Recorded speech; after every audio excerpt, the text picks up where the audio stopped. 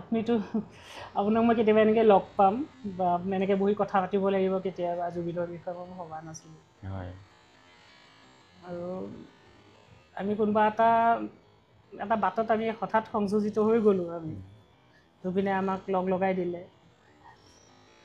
আমি এতিয়া বিশেষ সংখ্যা এটা কৰিব লৈছোঁ জুবিনৰ বিষয়ে তাত যাতে গোটেই জুবিন মানুহজন যিজন মানুহ লুকাই আছে যিজন জুবিন বাহিৰত যিজন আমি দেখোঁ অকল সেইজনেইতো জুবিন গাৰ্গ নহয় আৰু ভিতৰত যিজন জুবিন আছে সেই মানুহজনকে মই উলিয়াব চেষ্টা কৰিছিলোঁ ইণ্টাৰভিউটো আৰু এতিয়াও মই যাৰ লগতে কথা পাতিছোঁ সেই জুবিনজনকে মই বিচাৰি আছোঁ তাৰ এতিয়াতো পোনপটীয়াকৈ জুবিনৰ লগত আৰু মোৰ কথা নহ'ব আৰু আপোনাক মই দেখি আছোঁ আপুনি অকলে সমাধিস্থলত তাতে দেখি আছোঁ আপুনি খুব অকলে উদাসীন হৈ আপুনি ঘূৰি আছে তো আপোনাৰ চকুযোৰে বহুত কথা কয় কি কয়নো আমি নাজানো আপুনি আজি জুবিনক আপুনি কেতিয়াবা লগ পালে আৰু জুবিন সেই ভিতৰৰ মানুহজন আপুনি কৈ যাওক আমি শুনিম আৰু আমাৰ যদি কিবা প্ৰশ্ন থাকে তাৰপিছত কাৰণ একচুৱেলি আমি জুবিনক নাজানো বুলিয়ে ক'ব লাগিব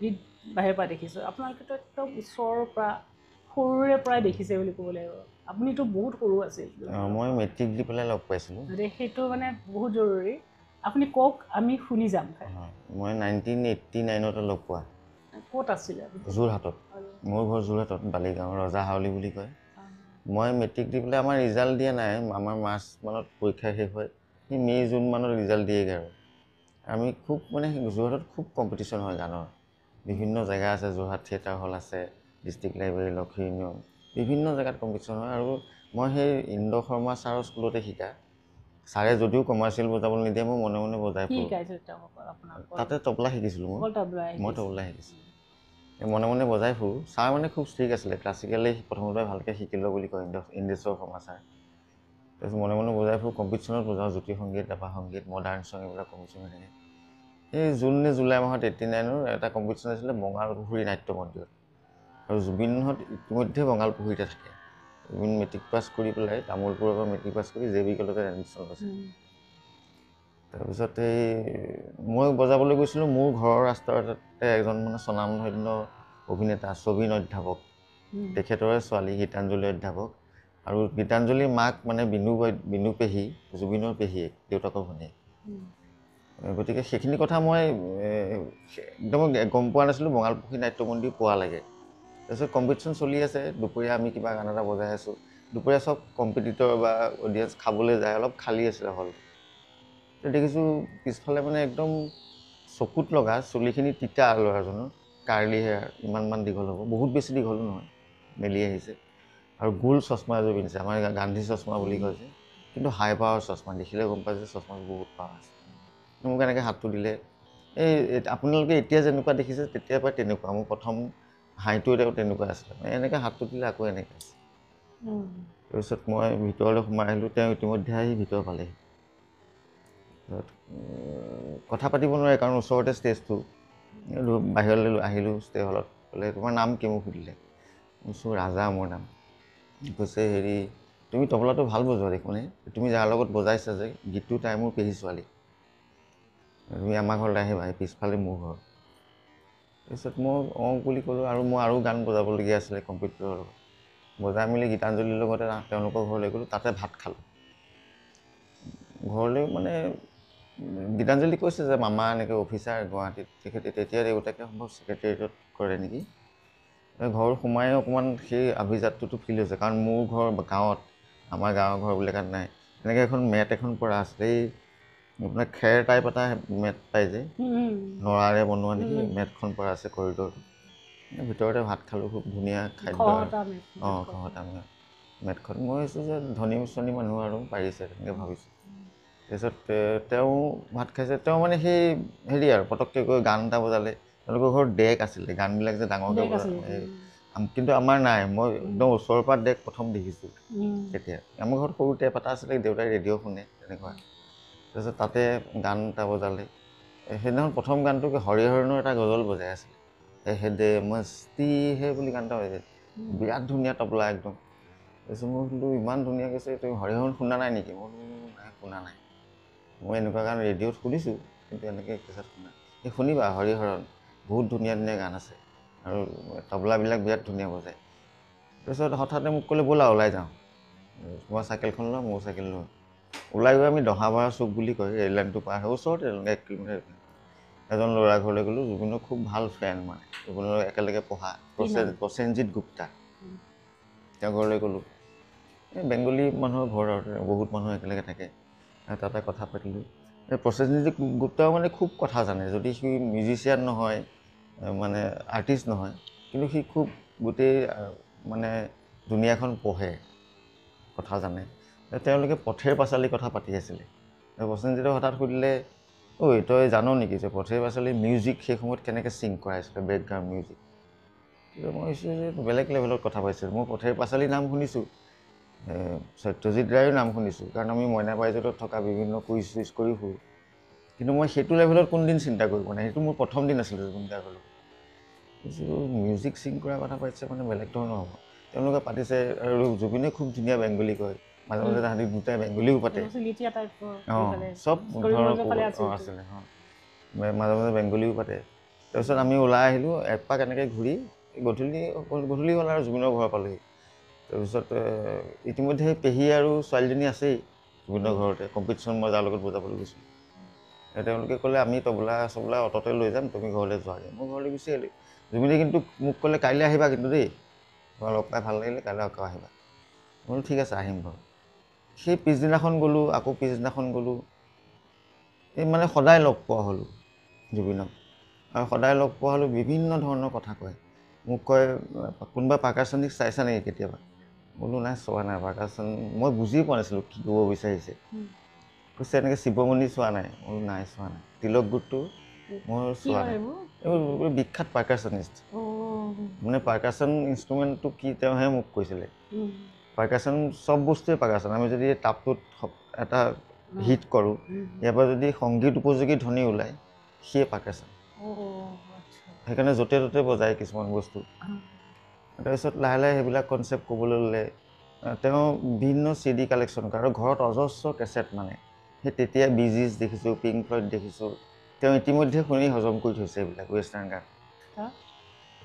পিংক ফ্লয়ড, বিজিজ, তাৰপিছত খুব কাণ্ট্ৰি চং শুনে, কেনি ৰজাৰ্ছ, এইবিলাক। তাৰপিছত কেনি জি বুলি এজন ক্লেৰিনেট প্লেয়াৰ আছিলে, সেইবিলাক শুনে। বিভিন্ন ধৰণৰ আমি মানে সেইটো লেভেলত তেতিয়া শুনিছে। আৰু দেউতাকে খুব কেছেট কিনি আনি দিয়ে তেওঁক, বিভিন্ন নতুন কেছেট ওলালে দিয়ে। ব্ৰুচ স্প্ৰিংষ্টান, এইবিলাক মই তেওঁৰ ঘৰতে দেখা প্ৰথম। মই কিন্তু তেতিয়ালৈকে সেইটো কালচাৰৰ লগত চিনাকি নহয়। তাৰপিছত লাহে লাহে গম পালোঁ তেওঁ বহুত কথা জানে সেইটো লেভেলতে। হায়াৰ ছেকেণ্ডেৰী ফাৰ্ষ্ট ইয়েৰত তেওঁ তেতিয়া ঋত্বিক ঘটকৰ কথা কয়। ঋত্বিক ঘটক এজন বিখ্যাত পৰিচালক, বংগৰ ৰাইটাৰ। এদিন এখন চিনেমাৰ কথা দুয়োটাই পাতি আছে, তেতিয়া মানে আৰু বন্ধু গোট খায়। দাদু বুলি এজন গীটাৰিষ্ট আছিলে, তেওঁৰ কাজিন হয়, তেওঁলোকে গোট খায়। এই ঋত্বিক ঘটকৰ অযান্ত্ৰিক বুলি এখন চিনেমাৰ কথা কয়, কেনেকৈ বেয়া হৈ থকা এখন চিনেমাৰ ওপৰত গাড়ী এখনৰ ওপৰত চিনেমা বনাইছিলে। তাৰপিছত মই মানে মানুহটোৰ চবতকৈ শ্ৰদ্ধা কৰা গুণটো হৈছে সেই গুণটো, মানে ইমান নলেজ। তেতিয়া মোতকৈ এবছৰ ডাঙৰ পঢ়াত, ফাৰ্ষ্ট ইয়েৰ, অজস্ৰ নলেজ, মানে গোটেই পৃথিৱীখনৰ কথা যেন জানে। আকৌ স্বামী বিবেকানন্দৰ কথা কয়, কেতিয়াবা গীতাৰ কথা কয়, গীতাত আমুক বস্তুটো গীতাত এনেকৈহে লিখা আছে। এই বস্তুবিলাক মানুহে এনেই বনাই লোৱা বস্তু। এদিন মোক ক'লে আজি মঙলবাৰ মই নাখাম নেকি, কাৰোবাৰ ঘৰত আমলেট দিছিলে। কৈছে না বাৰটোৰ পিছতহে সৃষ্টি হৈছে ৰাজা, আগতে মানুহ সৃষ্টি হৈছিল, বাৰটো এতিয়া তুমি বাৰ মানি লাভ নাই। মানে কথাবিলাক তেনেকুৱা, মঙলবাৰ কি আমলেট নাখাওঁ, নাখাওঁ কৰি দিয়ে, বাৰটোৰ পিছত বনাই লৈছে ডেটবিলাক হেৰি কৰিবৰ কাৰণে। গতিকে সেইটো লেভেলত কথা কয়। আৰু মই পঢ়াটো দেখিছোঁ, যেতিয়া পঢ়ে কিতাপ এখন লৈ পেলাই, খুব মানে চঞ্চল হৈ থাকে মানুহটো, ভৰিটোকে জোকাৰি থাকে, এবাৰ এনেকৈ বহিলে এবাৰ এনেকৈ বহিলে। কিন্তু আপুনি যদি সোধে লাইন বাই লাইন মনত থাকে। কলেজৰ পঢ়া কেনেকৈ পঢ়ে মই নাজানো, মই বাহিৰা কিতাপৰ কথা কৈছোঁ। খুব কম পঢ়ে বুলি বেয়া পায়, কিন্তু চোকাও আছিলে। সেই সময়তে মেট্ৰিক 2টা লেটাৰ লৈ পাছ কৰিছে বুলি কয়। ছায়েন্সত এডমিশ্যন লৈছিলে JB কলেজত। গতিকে জ্ঞানৰ মানে অদ্ভুত ভাণ্ডাৰ আছিলে। সেইটো এটা প্ৰথম মোৰ মানে তেওঁৰ প্ৰতি থকা শ্ৰদ্ধাটো, আৰু সেইটো মোৰ শেষলৈকে থাকি গ'ল। মই ইমান বছৰ থাকিলোঁ যদিও মই সেই গেপটো সদায় মেইনটেইন কৰিলোঁ মানে তেওঁ যিমানেই যি নঘটক মই কেতিয়াও কোনো এষাৰ কথা ডাঙৰকৈ ক'ব নোৱাৰিলোঁ টানকৈ ক'ব নোৱাৰিলোঁ মই যি ক'লোঁ সদায় ৰিকুৱেষ্ট কৰিলোঁ আজি অকণমান শুই ল'বা নেকি অকণমান ৰেষ্ট লৈ লোৱা এতিয়া নাই মই ঠিক আছোঁ মোক ওলোটাই কয় তুমিহে অলপ ৰেষ্ট লৈ যোৱা মই ঠিকেই আছোঁ কথাটো তেনেকুৱা তাৰমানে তাৰপিছত সেই লাহে লাহে তেওঁ আমি বজাবলৈ ল'লোঁ বিভিন্ন মানুহৰ লগত যোৰহাটত মানে অদ্ভুত সাংস্কৃতিক পৰিৱেশ বহুত ছিংগাৰ ভাল ভাল ছিংগাৰ যোৰহাটত আছিলে কম্পিটিশ্যনৰ কথা ক'লোৱে বিভিন্ন কম্পিটিশ্যন হয় লাহে লাহে তেওঁ গান সুৰ কৰে ক্লাছ 7, 8 বৰ ধুনীয়া ধুনীয়া গান সুৰ কৰিছে লাহে লাহে তেওঁ ভনীয়েক জংকী গীতাঞ্জলি এই বিভিন্ন ছোৱালীবিলাকে তেওঁৰ গান গাবলৈ ল'লে তেওঁ সুৰ কৰা গান বৰ ধুনীয়া গান সেই সময়তে বৰ ধুনীয়া ক্লাছ 8 সুৰ কৰিছে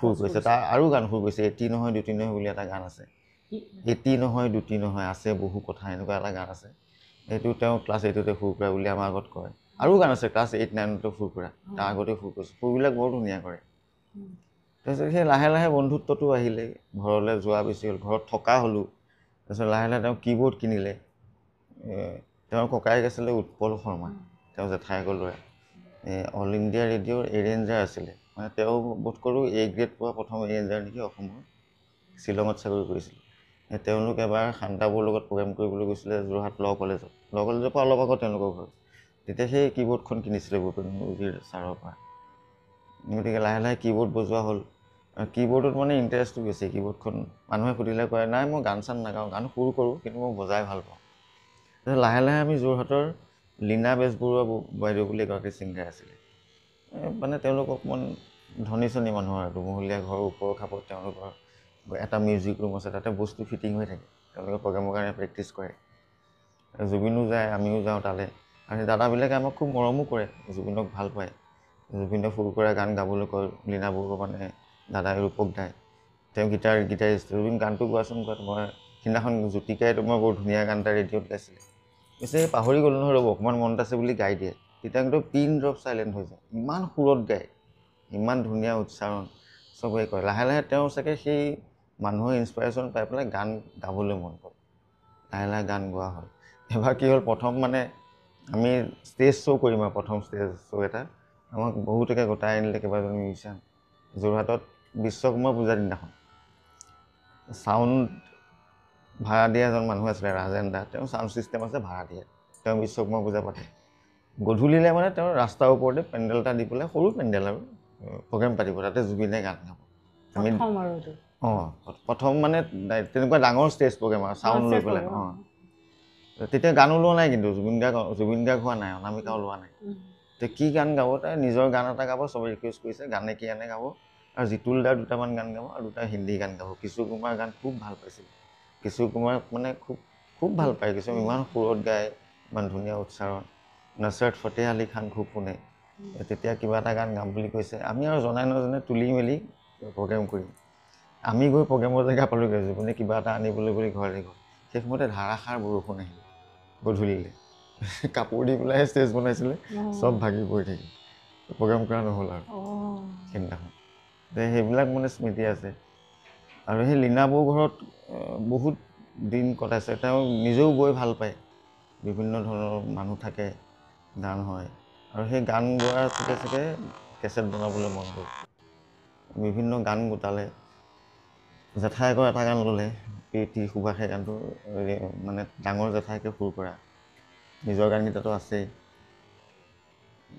কেছেট বনাবলৈ এতিয়া পইচা নাই দেউতাকে পইচা ইমান নাই বুলি কৈছে পাপুৱে তেতিয়া কোঅপাৰেটিভ এটা বেংক আছিলে যোৰহাটৰ এতিয়াতো ষ্টেট বেংকৰ ফ্ৰণ্টত শিৱসাগৰ কোঅপাৰেটিভ বেংক আছিলে নেকি তাৰপিছত মোৰ মানে ৰিণিকি মনত আছে মায়ে মানে জুবিনৰ মায়ে সেই বেংকলৈ আহিছিলে লোন বিচাৰি সম্ভৱ চাগে 60 নে 70 হাজাৰ টকা তাৰপৰা লোন লৈ দিছে প্ৰথম কেছত অনামিকা কৰিবৰ কাৰণে আৰু তাৰ আগতো বহুত কথা আছে জুবিনৰ এটা ফিক্স ডিপজিট আছিল জুবিনৰ কিনা কোৱা মতে সেইটো উলিয়াই দিছে নেকি কৈছে সেই ফিক্স ডিপজিট ভাঙি 30,000 টকা দিছে আচ্ছা জুবিনৰ হাতত কিন্তু মোৰ মা যোৱা মনত আছে বেংকত লোন বিচাৰিয়ে গৈছিলে আচ্ছা মাক সুধিছো পইচা দিব পাৰো নেকি অকমান কেছেট এটা উলিয়া ফিক্স ডিপজিট এটা আছে ভাঙি দে এনেকৈ ক'লে মাকে গৈ ভাঙি 30,000 টকা তাৰমানে খুব সাধাৰণভাৱে আছিলে যে দেউতাকে দেউতাকটো চৰকাৰী অফিচাৰ আছিলে, ছাপৰ্টিভ আছিল কিন্তু ছাপৰ্টিভ আছিলে বা সাংঘাতিক ছাপৰ্টিভ আছিলে। তেওঁ 2-3 দিনৰ কাৰণে যায় যোৰহাটলৈ আৰু খুব ৰাতিপুৱাই গুচি আহে।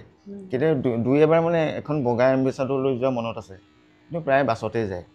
এম্বেচাডৰখন চৰকাৰী এম্বেচাডৰ, এজন ড্ৰাইভাৰো যায়। তেতিয়া আমি ভাবোঁ যে মই ভাবিছোঁ যে বহুত চাগে ডাঙৰ অফিচাৰ হ'ব, কাৰণ নহ'লে চৰকাৰী গাড়ীটো নাপায়, কিন্তু বেছিভাগ বাছতে যায়। আৰু আমি ড্ৰয়িং ৰুমৰ কিনাৰতে এটা ৰুম আছিলে, তাতে জুবিন মই শুই থাকোঁ নহয়, দেউতাকে যেতিয়া যাব সময়ত মানে মূৰত ধৰি খুব ঠাকুৰ বিশ্বাস কৰিছিলে, কোনোবা এজন ঠাকুৰ সম্ভৱ চাগে চাই বাবা হ'ব নেকি, একদম ধুনীয়াকৈ মূৰটোত মানে ফুৰাই পেলাই মন্ত্ৰ চন্ত্ৰ গাই থৈ যায়। অকল জুবিনক গাই শেষ কৰি থৈ নাযায়, মূৰটো চুই থৈ যায় দেউতাকে। কিন্তু যায়গৈ মানে গুৱাহাটীলৈ গুচি আহে যোৰহাটৰ পৰা। জুবিন শুই থাকে, গম নাপায়। জুবিন শুই থাকে, কিন্তু জুবিনে চাগে গম পায় দেউতাকে মূৰটো চোৱা, কাৰণ জুবিনে খুটুক কৰিলেই চব বস্তু গম পাই থাকে। কেতিয়াবা এনেকুৱা হয়, মই শুই থাকোঁ, সোনকালে শুই উঠোঁ, মই সাৰ পাওঁ। মই গাঁৱৰ ল'ৰা, সদায় সোনকালে শুই উঠা অভ্যাস, বহুত দেৰি শুই থাকিব নোৱাৰে, যদিও ৰাতি দেৰি হৈ শুৱা। কিন্তু সি ধৰি লওক শুই উঠিলে 1টা বজাত, মোক কয় উঠি পেলাই, তুমি বহুত সোনকালে উঠিলা দেখোন, তুমি কেনেকৈ গম পালা? তুমিতো নাক ঘূৰাই শুই আছে। কৈছে নাই, মই গম পাই থাকোঁ, তুমি মোৰ ওপৰেদিয়ে পাৰ হৈ আহিছা ন, মই গম পাই আছোঁ। মই তোমাক ডিষ্টাৰ্ব দিব বিচৰা নাছিলোঁ। কৈছে নাই একো নাই, তুমি শুই থাকিব নোৱাৰা, ইমান দেৰি শুই থাকিব নোৱাৰা। গতিকে সেইবিলাক কথা। আৰু এনেকুৱাও মনত আছে বাইদেউ, যদিও সি এজন তেনেকুৱা ডাঙৰ অফিচাৰৰ ল'ৰা আছিলে, সেই পিন্ধা কাপোৰ মানে কেতিয়াবা কি হয়, কেতিয়াবা তাৰ ঘৰত ৰাখি দিয়ে জোৰ জবস্তি, থাকা বুলি ক'লে থাকিব লাগিব, আহিবলৈ নিদিয়ে। হয় চাইকেলৰ তলাটো মাৰি দিব। পিছত মই এখন স্কুটাৰ কিনিছিলোঁ, সেই স্কুটাৰখনৰ চাবিটো ৰাখি দিব। তাৰপিছত এনেকুৱা হয় কেতিয়াবা, এই কাপোৰ মানে সলনি হয়, মোৰ কাপোৰ নাথাকে, কাৰণ মই এনেইহে আহিছিলোঁ, ৰাখি দিলে। তাৰ চাৰ্ট এটা পিন্ধি যাওঁ, চাই মোক এনেকৈ। তাৰপিছত আমি যে ক'ৰবালৈ গ'লোঁ, বহুত মানুহ বহিলোঁ, কৈছে এই ৰাজাই পিন্ধি থকা চাৰ্টটো মোৰ চাৰ্ট আকৌ, সি এনেই টাও মাৰি আছে, চবৰে আগতে কৈ দিয়ে, সেইটো ধেমালি কৰে। আৰু এনেকুৱা দিন গৈছে, এই বিষ্ণুৰাম বৰুৱা হল বুলি এখন বজাৰ আছে, বিষ্ণুৰাম বৰুৱা বজাৰ বুলি কয়, যোৰহাটত বৰুৱা চাৰিআলি পাৰ হৈ। তাতে সেই NK প্ৰডাকশ্যনৰ দোকান আছিলে, কেছেটৰ দোকান। তালৈ আমি আহোঁ, এই বিভিন্ন কেছেট আহে, সেই কিনে কেছেট, গান অনবৰতে গান বাজি থাকে আগতে কেছেটৰ দোকানবিলাক। এই কথা বতৰা পতা হয়, আড্ডা হয়, কোনোবা মানুহ আহে যোৰহাটৰ, জয়ন্ত নাথ ছিংগাৰ, তাৰপিছত মনোজ সভাপতি গীটাৰিষ্ট, নহয় যোৰহাটৰ জয়ন্ত নাথ। তেওঁ চিনেমা লাইনতো কাম কৰিছে, বহুত গানো বহুত আছে। এজন জয়ন্ত নাথৰ কাৰণে মই গান লিখি দিছিলোঁ মনত। সেইজনে হয়, যোৰহাটৰ জয়ন্ত নাথে বহুত কাম কৰিছে আগতে গেট লাইনত। তেতিয়া মানে কি হয়, সেই ফুটপাথৰ কিনাৰত অলপ মানে পেণ্ট আৰু চাৰ্ট বিক্ৰী কৰে। পেণ্টবিলাক বহুত ডাঙৰ ডাঙৰ, কিন্তু খুব ধুনীয়া জিন্স আহে আৰু কৰ্ডৰ পেণ্ট আহে। তেওঁ মানে তাৰ পৰা পেণ্ট কিনে, তেওঁ বুলি নহয়, আমি কেইটাই কথা, আমি যিকেইটা আড্ডালৈ আহোঁ, তাৰ পৰা পেণ্টটো কিনো। পেণ্টটো 30 rupees 40 rupees লয়, ছেকেণ্ড হেণ্ড পেণ্ট কিনো। তাৰমানে এইবোৰ কি জানা, এতিয়া সেইখিনি নহয়, এইটো লংচি বুলি কৈছিল। অঁ, লংচি মানে শ্বিলং, অঁ, শ্বিলঙৰ পৰা সেই ছেকেণ্ড হেণ্ড কাপোৰখিনি ক'ৰবাৰ পৰা আহে, বাহিৰৰ পৰা আহি শ্বিলং হয় আমাৰ মানে এইবোৰ ছেকেণ্ড হেণ্ড বিক্ৰী হয়। অঁ, সেই তাতে কিনাৰ আকৌ এটা পিন্ধিছিল, তাতে কিনাৰ এটা কথা আছে। তাৰ পিছফালে মানে যিজন দৰ্জী আছে, তেওঁ মানে এক্সপাৰ্ট। পেণ্টটো সেই ডাঙৰ পেণ্টটো কাটি খুব ধুনীয়াকৈ ইটো মানুহৰ জোখত বনাই দিয়ে। তেওঁৰ ওচৰত ভিৰ থাকে, মানে কেতিয়াবা লাইন কৰিবলগীয়া হয়। আমি জুবিনে ময়ো 2টা পেণ্ট কিনি এনেকৈ দিওঁ, সেই পেণ্টো পিন্ধিছোঁ আমি তাৰমানে। আৰু জুবিন মানে চৌখিনতাটো তেতিয়াৰ পৰাই আছে। আমি ধৰি লওক যিটো পেণ্ট চইচ কৰোঁ, জুবিনে এটা বেলেগ ধৰণৰ পেণ্ট চইচ কৰে। মই যদি কৰ্ডৰ পেণ্ট এটা চইচ কৰিলোঁ, বহুত চাইছে, সি কিন্তু সেই ৰোল পৰা এটা পেণ্ট লৈ লয়, আৰু পিছত যেতিয়া পিন্ধে তাৰ চইচটো মানে ৱাহ আৰু বিৰাট ধুনীয়া চইচ কৰে। সেই ষ্টাইলিছ মানুহটো তেতিয়াৰ পৰাই আছে। সি তেতিয়াও ভবা নাই যে জুবিন গাৰ্গ হ'ব, কেতিয়াও ভবা নাছিলে চাগে সি নিজে। আৰু পিছততো বাৰু সেই মেইনটেইন কৰিবলগীয়া হ'ল গোটেই কথাখিনি জুবিন গাৰ্গৰ। আৰু সেই কেছেট ওলোৱাৰ পিছততো অলপ বেলেগ হৈ গ'ল। কেছেটটো সেই সময়তে NK প্ৰডাকশ্যনৰ পৰা অনুৰাধা পটোৱাল আৰু উৎপল শৰ্মাই এটা কেছেট ওলালে, অনুৰাধা বুলি। সেইটো তেওঁলোকৰ নিজৰ প্ৰডাকশ্যন। জুবিন গাৰ্গৰ অনামিকাটো ৰেকৰ্ডিং হৈছিলে ভূপেন হাজৰিকা ছাৰৰ তাত। NK প্ৰডাকশ্যনে মাৰ্কেটিং কৰি দিছিলে, তেওঁ নিজৰ পইচাৰে কৰিছিলে। সেই ৰেকৰ্ডিঙত ময়ো আহিছিলোঁ। তেতিয়া মানে সেই সময়ৰ ৰেকৰ্ডিংবিলাক বেলেগ আছিলে, গোটেই মিউজিচিয়ানখিনি থাকে গানটো ৰেকৰ্ডিঙৰ সময়ত। এই গীটাৰিষ্ট কল্যাণ বৰুৱা আছিলে, দিগন্ত শৰ্মা, তাৰপিছতে চব আৰু বেছ গীটাৰ বজোৱা বুলবুল দা, প্ৰান্তিক ফুকন, চব মানুহ মিউজিচিয়ানবিলাক একে সময়তে লগ পোৱা যায়। মই সেইটো চাবলৈকে আহিছিলোঁ। তেতিয়া মই মানে ইমান প্ৰফেচনেলি বজোৱা নাই, কেছেটত বজাব পৰা হোৱাগৈ নাই মানে। থাকোঁ তেতিয়া মই আছিলোঁ জু তিনিআলিতে, মোৰ এজন সম্বন্ধীয় দাদাৰ ঘৰত। ইমান চিনাকি নাই আৰু, মোক খুৰীয়ে ক'লে যে যা জিতেন দাৰ ঘৰতে থাকিবি, বিচাৰি ঘৰতে ইমান চিনিও নাপাওঁ। মই তাৰপৰা তালৈ যাওঁ, তেওঁ দিগন্ত দাৰ লগত থাকে, দিগন্ত শৰ্মা। ৰাতি কাম বন কৰি দিগন্ত মানে কাৰো ঘৰ নাই, মোৰো ইয়াত গুৱাহাটীত ঘৰ নাই, তাৰো ঘৰ নাই, তেতিয়ালৈকে ঘৰ লোৱা হোৱা নাই। গতিকে সেই জুবিন গাৰ্গটোক শেষলৈকে মই নোপোৱা নহয়, মই ইমান ওচৰৰ পৰা পোৱাৰ পিছত মই চেঞ্জটো খুব কম দেখিলোঁ। মানে মোক কেতিয়াবা সোধে কোনোবাই কি চেঞ্জ হ'ল জুবিন, মই বোলো চেঞ্জটো একো হোৱা নাই। আৰু বহুতে ক'ব বিচাৰে যে গানবিলাক আগৰ নিচিনা নহয় এতিয়াৰ গানবিলাক, কিন্তু জুবিনে কয়, আগতে আমাক কয় যে মিউজিকটো পুখুৰী নহয়, নদী, বৈ থাকিব লাগিব। আজিৰ গানটো, এইটো গান মানুহে শুনিব হয় 20 বছৰ পিছতো শুনিব, কিন্তু ইয়াৰ পিছতো মোৰ যিটো ক্ৰিয়েটিভিটি তাৰ কাৰণেও মই কাম কৰিব লাগিব। মানুহে শুনাটো পিছৰ কথা। গতিকে সেইটোৱে, গতিকে চেঞ্জ কৰিবই লাগিব। একেটা গতিত থাকিলে মিউজিক হৈ নাথাকিব। মই যদি একঘেয়েমি গান 10,000 কৰি দিওঁ, মানুহে এটা গান শুনি পিছৰ গানটো গম পাই যাব। গতিকে সেই কথাবিলাকো বৰ হাই লেভেল আছিলে। এদিন এটা হেৰি মনত পৰিছে, আমি সেই চাইকেল লোৱা দিনতে ক'ৰবাত গধূলি এটা প্ৰগ্ৰেম কৰিলোঁ, আৰু যোৰহাটত মানে ট্ৰেন্সপৰ্টৰ মুখত বৰুৱা চাৰিআলি বুলি কয়, গোটেই ৰাতি চাহৰ দোকান খোলা থাকে। ৰাতি বহে তেওঁলোক, চাহ তামোল চিগাৰেট বিকে, বিস্কুট পুৰি চুৰি বিক্ৰী হয়। আৰু আমি প্ৰগ্ৰেম থাকিলে ৰাতি প্ৰগ্ৰেমৰ জেগাত ভাত খালেও এই বৰুৱা চাৰিআলিলৈ চাহ খাবলৈ আহোঁ, এই লাল চাহ একাপ বিস্কুটে খাওঁ আৰু। সেইদিনাখন অকল জুবিন আৰু মই আছোঁ, চাইকেল লৈ আহিছিলোঁ।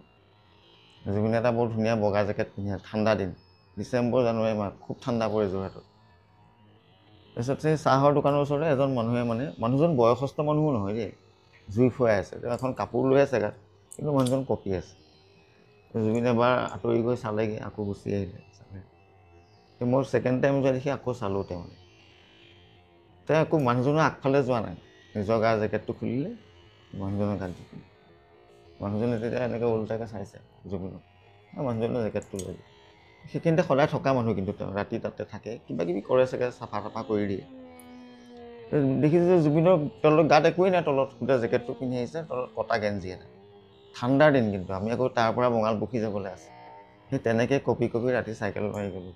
আৰু মোৰ গাত এটাই চুৱেটাৰ, মই আকৌ খুলি দিলোঁ। মোৰ এটা কথা, মই এবাৰ কৈছোঁ তুমি মোৰটো পিন্ধি লোৱা, এই নাই নালাগে, মোৰ ঠাণ্ডা লগাই নাই বুলি কৈছে। মানুহজনক জেকেটটো দি আমি গ'লোঁ। সেইটো কথা কোনেও নাজানে কথা, মই কেতিয়াবা কাৰোবাৰ আগত কৈছোঁ চাগে, জুবিন থকা অৱস্থাতে কাৰোবাৰ আগত কৈছোঁ, তেতিয়া তাৰ কৈছে এনেকুৱা আছিল নে কথাটো, তাৰ মনতো আছে চাগে, কিন্তু কথাটো। গতিকে সেই তেনেকুৱা এই মানৱ জৰুৰীটো যে মানুহক ভাল পোৱাটো, জুবিনৰ যিটো মানে তাৰ হেৰিটো, মানে তাৰ চিন্তাধাৰাটো, সেইটো সেই তেতিয়াই দেখিছোঁ। তাৰমানে খুব মৰম কৰে মানুহক। ঘৰলৈ যদি কোনোবা আহিলে, ৰাতিপুৱা 10:30 বজাত কোনোবা আলহী আহিলে, সি চিনি পাওক নাপাওক দুপৰীয়া ভাত খাই যাবই লাগিব। এতিয়া যোৰহাটৰ ঘৰৰ কথা কৈছোঁ, নাই যাব নোৱাৰে, খাই যাব লাগিব, একেলগে ভাত এসাঁজ খাওঁ আকৌ, এনেকুৱা টাইপ। তাৰমানে সি নাখাবও পাৰে সেই সময়ত, মাকক ক'ব মই এতিয়া নাখাওঁ, ঢাকি থৈ দে, পিছত খাম। মাকে ক'ব নহয় গ'ল্ডি খাই লৈচোন একেলগে, তই তেওঁক ভাত খাবলৈ ৰাখিলি। নাই মই বহি দিম নহয় ওচৰত, মই এতিয়া মন যোৱা নাই, পিছত খাব। সেই তেনেকুৱা। আৰু এই শেষলৈ আমি যেতিয়া প্ৰগ্ৰেম কৰি ঘূৰি আহোঁ, তেতিয়া মানে কাৰোবাক কোনোবা এটাক ফোন কৰে আৰু, মই খানা অৰ্ডাৰ দিছোঁ দেই, আমুক ধাবাত আহিবা। আমি মানে প্ৰগ্ৰেমৰ কৰি বস্তু সামৰি আহোঁতে দেৰি হয়, 1-1.5 ঘণ্টা তাতকৈ ডিফাৰেঞ্চ থাকে। তেওঁ বহি থাকে, কোনে কি খাব খাই লওঁ, ৰুটি মাংস ভাত অৰ্ডাৰ দিয়া আছে, চবেই খাই লওঁ। আমি খাই শেষ নোহোৱালৈকে, আমি বুলি নহয় প্ৰত্যেকটো যিমানখিনি মানুহ তাত সোমালোঁ, শেষ নোহোৱালৈকে বহি থাকিব। মেনেজাৰক ক'ব বিলটো দি দে। আমি যদি সুধোঁ তোমাৰ খানা, নাই মই বান্ধি লৈছোঁ, মই অলপ দেৰিকৈ খাম, নিজে নাখায়। কিন্তু চবকে খুৱাই হোৱালৈকে বহি থাকে। এইটো আপোনাৰ মই একদম লাষ্ট প্ৰগ্ৰেমলৈকে কৈছোঁ।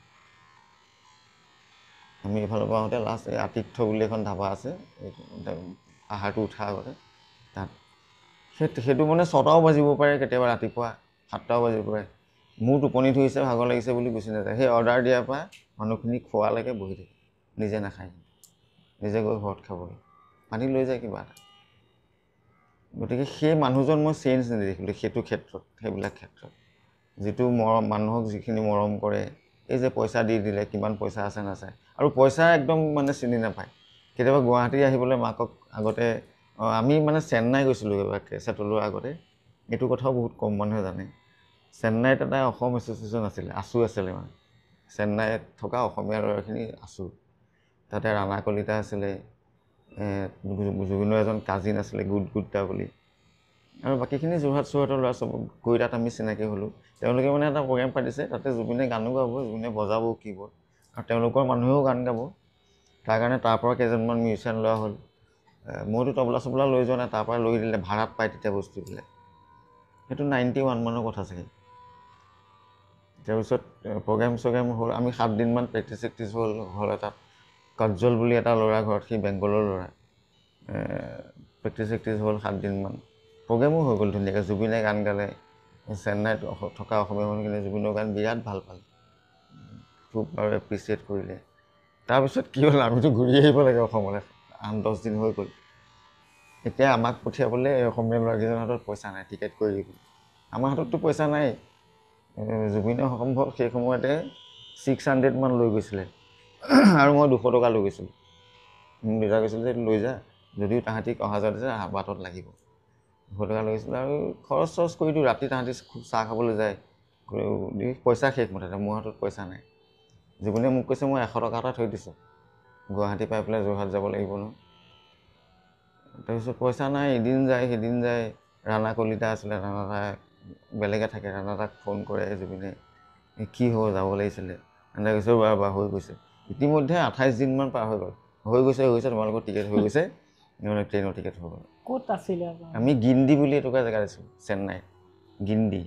ভাড়া দিব লগা হৈছিল চাগে? নাই, আমি ভাড়া দিব লগা নাই, আমি তেওঁলোকৰ ৰুমতহে আছোঁ। সেই গুড বুলি ক'লোঁ যে জুবিনৰ কাজিন, সেই তেওঁৰ ৰুমত আছোঁ। তেওঁলোকে ডাঙৰ ৰুম আৰু চব মাটিত বিচনা পৰা, চব পঢ়ি থকা ল'ৰাহে তাতে। তেওঁলোকে AMI বুলি কিবা এটা ছাবজেক্ট পঢ়ি আছিলে। তেওঁলোকে আৰু সেয়াই মানে প্ৰায় 28 দিন 29 দিন তাত থাকিব। সেই তাতে আমি ৰজা চিনেমাখন চাইছিলোঁ, তেতিয়া ৰজা ৰিলিজ হৈছিলে। ৰজা চিনেমাখন চাইছিলোঁ চেন্নাইতে, অশোক পিলাৰ বুলি এটুকুৰা জেগাত হলবিলাক আছিলে, বহুত হল আছে তোমাৰ সেই জেগাটুকুৰাত। তাতে চাইছিলোঁ, আৰু ৰজা চাবৰ কাৰণে আমি বহুত দিন মানে ৱেইট কৰিবলগীয়া হৈছিল। সেইটো এটা বেলেগ চেপ্টাৰ গৈছিল। ঘূৰি আহিছোঁ, যোৰহাটত গৈ নামিছোঁ। আমি পল্টন বজাৰত 1 প্লেট চাওমিন কিনি ট্ৰেইনৰ পৰা নামি পেলাই সেই চাওমিন দুইটাই ভাগ কৰি খাই যোৰহাটত বাছত উঠি পেলাই যোৰহাটলৈ গৈছোঁ। যেতিয়া যোৰহাটলৈ গৈছোঁ তাৰ এটা হাততো পইচা নাই, পইচা শেষ তাৰমানে ইতিমধ্যে। সেই 100 টকা এটা থৈছোঁ বুলি কৈছিলে। পইচা শেষ। ঘৰলৈ খোজকাঢ়ি গৈছিলোঁ নে নহয়, ৰিক্সাত গ'লোঁ। যোৰহাটত নাইট ছুপাৰত গৈছোঁ, ৰাতিপুৱা ৰিক্সাটো মাকক জগাই পেলাই ৰিক্সা অলপ পইচা দিছে। সেই তেনেকুৱা দিনো গৈছে। সেই পইচাটো মানে তেতিয়াৰ পৰাই চিনি নাপায়, গম নাপায় মানে। এই ল'ৰাকেইজনেও যদি কিবা এটা দিলেহেঁতেন, এবাৰ সি ক'ব পাৰিলেহেঁতেন যে ইমান দিন থাকিলোঁ বজালোঁ, কিবা এটাতো দিয়ে। নাই, পইচাৰ পিছে মতলব নাই মানে, কাম কৰিব লাগে মুঠত। আৰু যিটো বস্তু শেষলৈকে দেখা পালোঁ। কোনোবাই এনেকুৱাও দেখিছোঁ, কোনোবাই যদি 100 টকীয়া বান্ডেল এটা ইমানটো দি, কোনোবাই ধৰি লওক দিলে, আপুনি যদি কয় জুবিন তোমাক দিবলগীয়া 1 লাখটো দিলোঁ দেই, হ'ব ভৰাই থৈ দিয়ে। মানে সেই বান্ডেলটোতে খুব বেছি 10,000 টকা থাকিব, 100 টকীয়া বান্ডেল। এবাৰ ভাবি নাছে যে সেইটো 1 লাখ টকা নহয়। ইমান ঠগিছে তাক।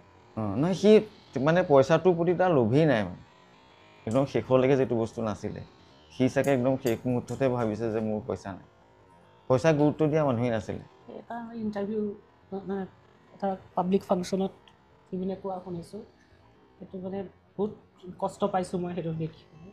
মই ঘৰ এটা সাজি আছোঁ, 3 বছৰ হ'ল, মোৰ পইচা নাই, আপোনালোকে পইচা দিলে মোৰ ঘৰটো হ'ব। সেইটো বাক্য জুবিন গাৰ্গৰ নিচিনা এজন 40,000 গান গোৱা এজন মানুহে ক'ব। জুবিনেতো তেনে কথা নকয়, কিন্তু সেই বাক্যটোৰ পিছফালে আৰু কিমান কথা সোমাই আছে তাৰমানে। হয়, আচলতে পইচাটো তেওঁ হিচাপ নকৰিলে গোটেই জীৱনটো। আপুনি চাগে বিভিন্ন মানুহে কোৱা শুনিছে, পইচা পালে ওচৰত যদি তেওঁ কোনোবা চিনাকি মানুহ থাকে, পইচা দি দিয়ে, থৈ দিয়চোন পইচাটো। নিজে ৰাখিবলৈ দিগদাৰ পায়, পাৰ্চ চাৰ্চ নাৰাখে, পকেটত মোটা পইচা ৰাখিবলৈ দিয়ে, কাৰোবাৰ হাতত থৈ দিয়ে। আৰু সেইটো যদি মানুহজনে নিজে উইলিংলি ঘূৰাই নিদিয়ে, সেইটো পাহৰি যায়। মানে পইচাটোত যে গুৰুত্ব নাই সেইটোৱে প্ৰমাণ মানে। আমাৰ হ'লে কি হ'ল, কাৰোবাক যদি টকা 1000 দি থৈছোঁ, যাবৰ সময়ত খুজিলেও মই পইচাটো দিয়া যাওঁ, কিন্তু পাহৰি যায় চাগে। মানে মাথাত অনবৰতে কিবা এটা খেলাই থাকে তাৰ, হয় গান নহয় ৰিদম। মই সেইকাৰণে ভাবোঁ যে মইতো প্ৰথম দিনাখনেই ভাবিছোঁ যে মানুহজনৰ গাত নিশ্চয় কিবা এটা সোমাই আছে, হয় নটৰাজ বহি আছে, নহয় কিবা এটা মানে ঐশ্বৰিক শক্তি গাত আছে।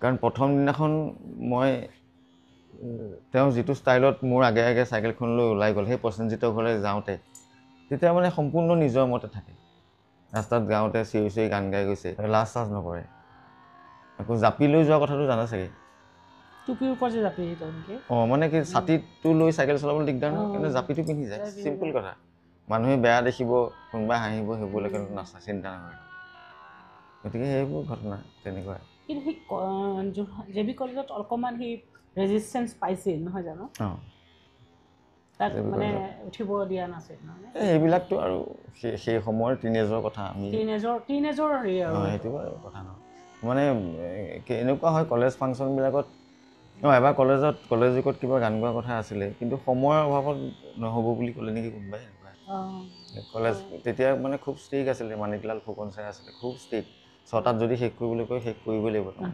সেইকাৰণে চাগে সময়ৰ কাৰণে গান গোৱা নহ'লে সেইবিলাক কেতিয়াবা কয় বুলি মোক তহঁতি জে বি কলেজত গান গাবলৈ দিয়া নাছিলি আৰু খঙত মানে কথাবোৰ তেতিয়াই তেনেকুৱা আছিলে কোনোবা এজনে আৰু কিবা কথা এটা বেয়াকৈ ক'লে তেখেত ঢুকাইছে নামটো নকওঁ বাৰু হেৰি কৈছে যে মোক তই এতিয়া এনেকুৱা কৰিছ এটা দিন আহিব তই মোৰ গাড়ী ধূলি খাবলৈ দৌৰিব লাগিব সেইটো দেখুৱাই দিলে কিন্তু বেছি সময় নালাগিলে সেই কোৱা দিনটোৰ পৰা 3-4 বছৰৰ ভিতৰতে হয় জুবিনক লগ পাবলৈ হাহাকাৰ হৈ গ'ল এতিয়া ষ্টাৰ হৈ গ'ল একদম পূৰা 94লৈতো জুবিন একদম পূৰা ষ্টাৰ হৈ গৈছে গতিকে কথাবোৰ তেতিয়াৰ পৰা ষ্ট্ৰেইট আছিলে হঠাতে কোৱা কথা এতিয়া আজিকালি যি মানুহে যে দেখিছে কথাবিলাক চিধা কয় সেইবোৰ তেতিয়াতে তেনেকুৱা এদিন আমাৰ ষ্টেচনৰ ওচৰতে মানুহ এজনৰ লগত কিবা লাগিলে কিবা এটা সৰু কথাত তৰ্কাতৰ্কি লাগিলে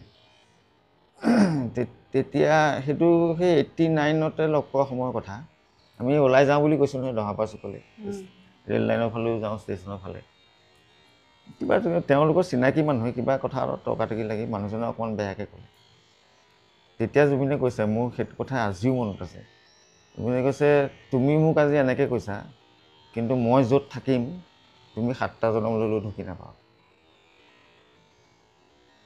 সেইটো কথা মানে তেতিয়া সেইবিলাক দেখুৱাই দিছে মানুহক সেই মানুহজন এতিয়াও আছে যাক কৈছিলে তেওঁতো কাষেই চাপি মানে গোটেই জীৱন কোনদিন চাগে লগো নাপালে পিছত গতিকে সেই মানুহক কোৱা কথাটো কৰি দেখুওৱাৰ চখটো বৰ আছিল আৰু বাকী কৈছোঁ কিতাপ পঢ়াৰ কথা কৈছোঁৱেই কিতাপ এখন পালে তেওঁ কিতাপ লৈ আহিবলৈও বেয়া নাপায় মানুহক দিবলৈও বেয়া নাপায় এইটো কথা মই কৈছোঁ বেলেগত এই সত্যজিৎ ৰায়ৰ কথা কৈছোঁ যে চিনেমাৰ এদিন এখন কিতাপ মানে কাঠৰ আলমাৰীত কিতাপ থয়তো বহুত হেৰি মানে আলমাৰীটো বহুত ভিতৰলৈকে কিতাপ আছে বহুত কিতাপ উলিয়াই পেলাই মই এখন কিতাপ দেখুৱালোঁ সৰু ইমান বাইণ্ডিং কৰা কিতাপ এখন সেইখন কিতাপখন হৈছে সত্যজিৎ ৰায় মানে যেতিয়া শ্বুটিং কৰিবলৈ যায় যোৱাৰ আগতে শ্বটবিলাক আঁকি লয় স্কেটছ কৰি লয় মানে কি শ্বট তেওঁ সেইদিনাখন ল'ব সেই কিতাপখন উলিয়াই দেখুৱাইছে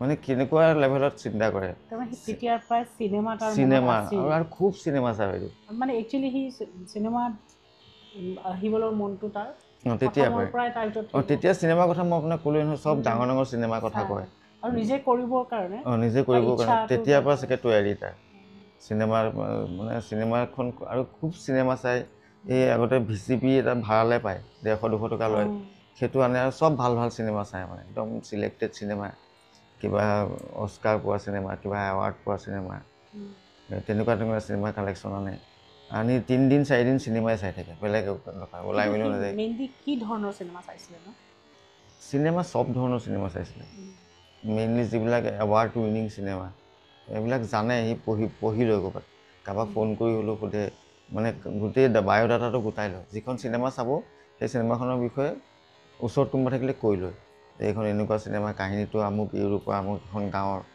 সেই গাঁওখনত আমুক হৈছিলে যুদ্ধ তেনেকুৱা হৈছিলে সেই যুদ্ধৰ পৰা বাচি থকা ছোৱালীজনীয়ে মোক কোৱা মনত আছে আৰু এখন চিনেমা মোৰ নাম চাম একো মনত নাই এতিয়া সেই ছোৱালীজনী লাইফটোৰ ওপৰত বনোৱা এখন চিনেমা কিবা মেৰী কিবা এখন চিনেমা আছে ময়ো চাইছোঁ চিনেমাখন ব্লেক এণ্ড হোৱাইট আছিলে চিনেমাখন মানে আমি সেই কেছেটটো চোৱাহে আৰু কি কয় সেইটো পাহৰিছোঁ VCRটোত সোমাই দিব লাগে সেই তাত চোৱা চব ধৰণৰ চিনেমা চাইছিলে আমি তেতিয়া অসমীয়া চিনেমাও চাওঁ সোণ মইনাখন চোৱা মনত আছে কেছেটটো সোণ মইনা চিনেমাখন হিন্দী ইংলিছ বেংগলী আৰু সেই ঋত্বিক ঘটকৰ কথা কৈছোঁ, ঋত্বিক ঘটক মানে একদম সাংঘাতিক টেলেণ্টেড মানুহ আছিলে আৰু চব জানে, ঋত্বিক ঘটকৰ জীৱন পৰ্যন্ত জানে, তাৰমানে যি জানে চব জানে। এতিয়া চাৰ্লি চেপলিন ভাল পায়, চাৰ্লি চেপলিনৰ কথা চব জানে, পঢ়ে। চাৰ্লি চেপলিনৰ কথা কওকচোন, মানে একচুৱেলি কোন মোকতো কৈছিল অকণমান। চাৰ্লি চেপলিন মানে এই বিষয়ে আমি অকণমান আপোনাৰ পৰা জানি লওঁ। চাৰ্লি চেপলিন মানে সি অলপ ইনফ্লুৱেঞ্চ, চাৰ্লি চেপলিন ভাল পায় মানে কেৰেক্টাৰটো। সি ভাল পোৱা মানুহবোৰ অদ্ভুত আছিলে। চাৰ্লি চেপলিন ভাল পায়, সি শিৱক ভাল পায়। পিছে মই শিৱক কেৰেক্টাৰটো ভাল পাওঁ, ভগৱান হিচাপে নহয়। মই বোলো সেৱা চেৱা নকৰা নেকি, কিন্তু এদিন এটা ঘটনা ঘটিছিলে। আমি নগাঁৱত প্ৰগ্ৰেম থাকোঁতে দুপৰীয়া আমি ৰেডি হ'লোঁ, সিও ৰেডি হৈ ৰুমৰ পৰা ওলাইছিলোঁ। মোক সুধিলে ক'ত যোৱা? বোলো এইখিনিতে বৰ ডাঙৰ শিৱ মন্দিৰ এটা আছে, তালৈ যাওঁ। শিৱপুৰ জেগা টুকুৰা এটা, শিৱপুৰ বুলি, তাৰ ভিতৰতে সোমাই গৈ পেলাই কৈছে ময়ো যাম ৰ'বা। ব'লা ভালেই, তুমি গ'লে। গাড়ীত বহিলে, একেখন গাড়ীতে আমি 4জনমান গৈছোঁ। সেইদিনাখন কিন্তু মই শিৱ মন্দিৰত সেৱা কৰা দেখিছোঁ, আমি যেনেকৈ সেৱা কৰা আঁঠুতে সেইদিনাখন সেৱা কৰা দেখিছোঁ। কিন্তু প্ৰথম দেখিছোঁ মই সেৱা কৰা। আৰু ক'ৰবাত কৰিছে যদি মই পিছলৈতো ইমান লগত থাকিবলৈ নোপোৱা হ'লোঁ। সেইদিনাখন কিয় মানে বহুত ক্ষেত্ৰত জড়িত হৈ গ'ল, খেলৰ মানুহৰ লগত জড়িত, ফুটবল খেলিবলৈ ল'লে, গান গোৱা মানুহখিনিতো আছেই, চিনেমাৰ লগত জড়িত হৈ গ'ল, চিনেমাৰ এটা বৃহৎ ইউনিট তেওঁলোক আশে পাশে থাকে। তাৰপিছত থিয়েটাৰত জড়িত হৈ গ'ল, থিয়েটাৰ গান গাবলৈ ল'লে, থিয়েটাৰত মিউজিক ডাইৰেকশ্যন কৰিবলৈ ল'লে। গতিকে বহুত মানুহ আহি গ'ল আৰু ময়ো ব্যস্ত হৈ গ'লোঁ বাইদেউ। মই কাম পোৱা হ'লোঁ, ৰেকৰ্ডিং বজাওঁ, মই বেলেগ আৰ্টিষ্টৰ লগতো মই বজাওঁ। জুবিন গাৰ্গৰ লগত যদিও ইমান বছৰ বজাই আছোঁ, মোক কোনোদিন নক'লে যে আমুকৰ লগত বজাবলৈ নাযাওঁ। সোধেহে আজি কাম আছে না তোমাৰ? বোলো আজি প্ৰগ্ৰেম আছোঁ। কাৰ লগত আছে? কাৰোবাৰ নাম ক'লো, বঢ়িয়া বঢ়িয়া বঢ়িয়া, যোৱা বজাই। কামটো মানে কাকো বাধা নিদিয়ে, যাৰ লগতে মোৰ লগত মোৰ সময়ত তেওঁৰ লগত থাকিলেই হ'ল আৰু। কিন্তু মই সেই যিমান বছৰ তেওঁৰ লগত বজালোঁ, এখনো ফাংচন তেওঁ মিছ নকৰিলোঁ। যিমান ঘৰুৱা বিপদ আহিছে বহুত, কিন্তু যেনে তেনে ফাংচনতে গৈছোঁ মই। এখনত যাব নোৱাৰিম বুলি কৈছিলোঁ, মোৰ দেউতাৰ সেইদিনাখন মানে মৎস্য স্পৰ্শ আছিলে যোৰহাটত। মই ক'লোঁ যে আমাৰ লগত আগতে বজোৱা নপতাকৈ পঠাই দিওঁ। সি হেনো মেনেজাৰক ক'লে যে নাই, নাজানো গ'লে বেলেগ কাকো নালাগে দিয়া। মোৰ আকৌ কথাটো শুনি বেয়া লাগিলে। মই ঘৰত ক'লোঁ কথাটো যে, তাৰপিছত ঘৰত ক'লে নাই, এইটোতো গোঁসাইক সুধিব লাগিব, আমাৰ তাতে গোঁসাই খুব চলে। গোঁসাই ক'লে তাক লগ পাওঁ, তাক মাতি দিয়াচোন বুলি ক'লে। মই গ'লোঁ গোঁসাই ঘৰত। কৈছে তোমাক কথাটো কোনে কৈছে? মই বোলো জুবিন গাৰ্গে কৈছে কথাটো। কি বুলি কৈছে? মই কৈছে ভোজটো একো নাই, ভোজটো এনেই মানুহক খুৱাইহে বোলে, বৈদিক নিয়ম একো নাই। সি ক'লে মোক ভোজটোত কিয় থাকিব লাগে? গোঁসাই কৈছে হয় কথাটো হয়, আমাৰ ভোজটোত, আমাৰ যিটো ভোজৰ ছিষ্টেম মানে মানুহখিনিক ভাত, ইমান দিন যে 11 দিন মানুহখিনিয়ে কষ্ট কৰিলে ভাত খুৱায়। কৈছে তুমি যোৱা, তুমি খালি তাতে গৈ পৰহিলৈ ব্ৰতটো তাতে ভাঙিবা। দিল্লীত প্ৰগ্ৰেম আছিলে। মই বোলো হ'ব। মই তেনেকৈ ঘৰৰ পৰা ৰুটি চুটি বনাই দিলে খাই পিছদিনাখন সেই দিল্লীতে মাছ অকণ লৈ ব্ৰত ভাঙিছোঁ। সেইবোৰ কথা সি নাজানে, মানে মই যে তাত ব্ৰতটো ভাঙিছোঁগৈ। তাৰ মতে মানে ব্ৰত নাই আৰু, তোমাৰ শ্ৰাদ্ধ হৈ গ'ল মানে শেষ আৰু, বৈদিক নিয়ম একো নাই, তুমি ইচ্ছা কৰিলে খাব পাৰা। তেনেকুৱা যিটো জানে স্পষ্টকৈ কৈ দিছিল।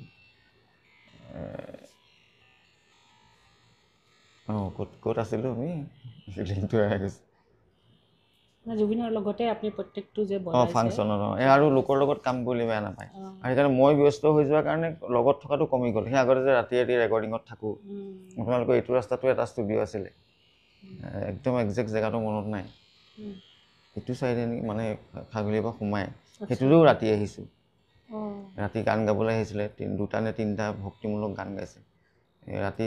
তেতিয়া সেই নদীখন তেতিয়া মোৰ দেখা মনত আছে, মানে ৰাতি সেইটো সেই 94, 5, 6 এনেকুৱা হ'ব। তেতিয়াতো এখন ভাবিয়ে আছে। তাৰপিছত সেই লাহে লাহে ব্যস্ত হোৱাৰ কাৰণে লগত থকাটো কমি গ'ল আৰু সেই তেওঁ মানে ওচৰত বেলেগ মানুহ আহি গ'ল আৰু যিটো আহে আৰু সেইটো পজিশ্যনত আহে মানুহ, গান গাবলৈ আহে, বিভিন্ন কথা লৈ আহে, কমাৰ্চিয়েল কথা, ইনগ্ৰেশ্যন থাকে, কিবা কোনোবাই কিবা মিটিঙত মাতে। গতিকে সেইবিলাকৰ কাৰণে সেইবোৰ কৰি ভাল পাইছিলেনে? এই যে মিটিংবিলাকত মাতে, কিবা কিবি ইনগ্ৰেশ্যন বেয়া পায় মানুহে। ভাত খাবলৈ মাতিলেতো বিৰাট বেয়া পায় মানুহে, যে ভাত খাবলৈ মাতে সেইটো বিৰাট বেয়া পায়। কাৰোবাৰ ঘৰত গৈছে যদি মই নাজানো, মোৰ ৰিং চেৰিমনিৰ দিনাখন ভাত খাম বুলি ক'লে, মোৰ ৱাইফৰ ঘৰত মোক ক'লে যে সেইদিনাখন দিনতে আমাৰ ডিষ্ট্ৰিক্ট লাইব্ৰেৰীত যোৰহাটত এটা অনুষ্ঠান আছিলে, মোক ক'লে মই তোমাৰ ঘৰত কিন্তু ভাত খাম আজি। মই ৰিং চেৰিমনি যিহেতু। তাৰপিছত হঠাৎ ক'লে নাই তোমাৰ ঘৰত নাখাওঁ, মই কইনা ঘৰত খাম। সেই কইনা ঘৰত মই খবৰ দি দিলোঁ। মই ভাবিছোঁ খুব বেছি 11টামান বজাত যাব, যিহেতু লোকৰ ঘৰলৈ যাব। নাই 11টা 12টা 1টা, কইনাজনী সেই ৰাতিপুৱা আঙুঠি পিন্ধিব তেনেকৈ আছে, ৰাতি 1:30 বজাত গৈছে। গৈ পেলাই কৈছে ভাত নাখাওঁ, লুচি খাম। আকৌ লুচি বনাই খুৱাইছে। গতিকে তেনেকুৱা বিশ্বাস আছিল যে এইটো পাব। বিশ্বাসটো চব মানুহকে বাইদেউ অদ্ভুত বিশ্বাস কৰিলে। আৰু জুবিনৰ আশে পাশে থকা মানুহৰ কথা বাদেই দিছোঁ, কেতিয়াবা যদি কাৰোবাক চকুত পৰি গৈছে, সেই মানুহটোকো ইমান মৰম কৰিছে, সি চাগে জীৱনত পাহৰিব নোৱাৰে। যিটো মৰম দিয়ে, জুবিনে যিটো হাক কৰে বা জুবিনে যদি হাতখন চুই দিয়ে, এটা অদ্ভুত এনাৰ্জি তাৰ। মোৰ একদম আপোনাক পাৰ্চনেল কথা কৈছোঁ, মই যদি কেতিয়াবা বহুত মেণ্টেলি হওক ফিজিকেলি উইক ফিল কৰোঁ, মই জুবিনক গৈ এবাৰ চুই আহোঁ, মই চাৰ্জ হৈ যাওঁ। কিন্তু এইটো এটা অদ্ভুত শক্তি আছিল। দুটা কথা পাতি দিলে চাৰ্জ হৈ যাওঁ, আৰু কথাবিলাক খুব পজিটিভ কথা কয়। বলদি মোৰ এনেকুৱা হৈছে, মোৰ কালি একো নাই তুমি কৰাচোন, মই আছোঁ নহয়, চবতে মই আছোঁ। কি কৰিব পাৰিম নাজানে তেওঁ, কিন্তু মই আছোঁ, একো ভয় নকৰিব। সেইটো লাগিলে ফাইনেন্সিয়েল হওক, শৰীৰৰ ক্ষেত্ৰত হওক, ঘৰুৱা হওক, সামাজিক হওক, চবতে। মই কিবা গাড়ী এখন এবাৰ চেঞ্জ কৰিবলৈ সুধিলোঁ, কি গাড়ী লওঁ? পিছে তুমি অকণমান ডাঙৰ গাড়ী এখন ল'ব লাগিছিলে আচলতে, ইমান সোপা বস্তু লৈ ফুৰা। মোৰ গোটেই গাড়ীখন মানে বস্তুতে ভৰ্তি হৈ থাকে। চবে কয় আৰু ডাঙৰ গাড়ী এখন লোৱা, কিন্তু সেইটো লেভেলত মই ডাঙৰ গাড়ী এখন কিনিবলৈ মোৰো কথা আছে, পইচা পাতিৰ কথা আছে। মই এনেকৈ ৰিকুৱেষ্ট এখন পাইছোঁ মোৰ ভিনদেউ এজনৰ, এই লৈ লোৱা বঢ়িয়া গাড়ী। বোলো এই ভয় লাগে নহয়, আজিকালি বন্ধ হৈ গ'ল। বন্ধ হৈ গ'লে য'তে বন্ধ হ'ব মোক ফোন কৰিবা, মই আছোঁ নহয়। সেইটোতো মই আছোঁ নহয়। গতিকে সেই সাহসটো, সেই মৰমটো, সেইটো মানে অদ্ভুত আছিল। আৰু সেইটো চব মানুহৰ প্ৰতি আছিল। আপুনি জুবিন গাৰ্গে সহায় কৰা মানুহক যিমানক লগ পাব, চবকে মৰম কৰে। কোনোবা হঠাৎ কেতিয়াবা ল'ৰা লগ পাই যায়, ধৰি লওক খেলুৱৈ আছিলে ল'ৰাটো, ভৰিটোত কিবা এটা হোৱাৰ কাৰণে খেলিব নোৱাৰা হ'ল, সেই ল'ৰাটোক জুবিনে সাৱটি ধুই যিটো মৰম কৰে, সি চাগে পিছদিনাখনৰ পৰা খেলিব পৰা হৈ যায়। মই সেইকাৰণে ভাবোঁ যে আপোনাক কৈছোঁ কথাটো, গাত নিশ্চয় নটৰাজ নহয় শিৱ কিবা এটা ঐশ্বৰিক শক্তি আছে। সি কোনোবা এজন যে পেৰালাইচিছ হোৱা পেচেণ্টক যে জোৰকৈ উঠাই উঠামেই, সেইটো ঘটনাটো কি আছিলে? সেইটো নাই, এইটো ঘটনাত মই নাছিলোঁ। মই ভিডিঅ'টো দেখিছোঁ। মই নাছিলোঁ সেইটো ঘটনাত, এইটো বেলেগ কোনোবা মানুহ আছিল। মানুহক মানে সেইটো পিছত কথাটো বাইদেউ মই ইমান খবৰ নল'লোঁ। তেনেকুৱা ঘটনা ঘটিয়ে থাকে যে, ঘটিয়ে থাকে তেনেকুৱা ঘটনা। এই জয়ানগৰ চাৰিআলিত বোলে এদিন 2টা ভৰি নথকা এটা ল'ৰাই ভিক্ষা খুজি আছিলে, পেং লৈ আহিছিলে। কৈছে আজিকালিতো হুইল চেয়াৰ আছে, তো হুইল চেয়াৰ পোৱা নাই নেকি? সি কৈছে নাই মই ক'তো হুইল চেয়াৰ পাওঁ, এনেকুৱা কথা। গাড়ীত বহাই লৈ বোলে ক'ৰবাৰ পৰা এখন হুইল চেয়াৰ দিয়া।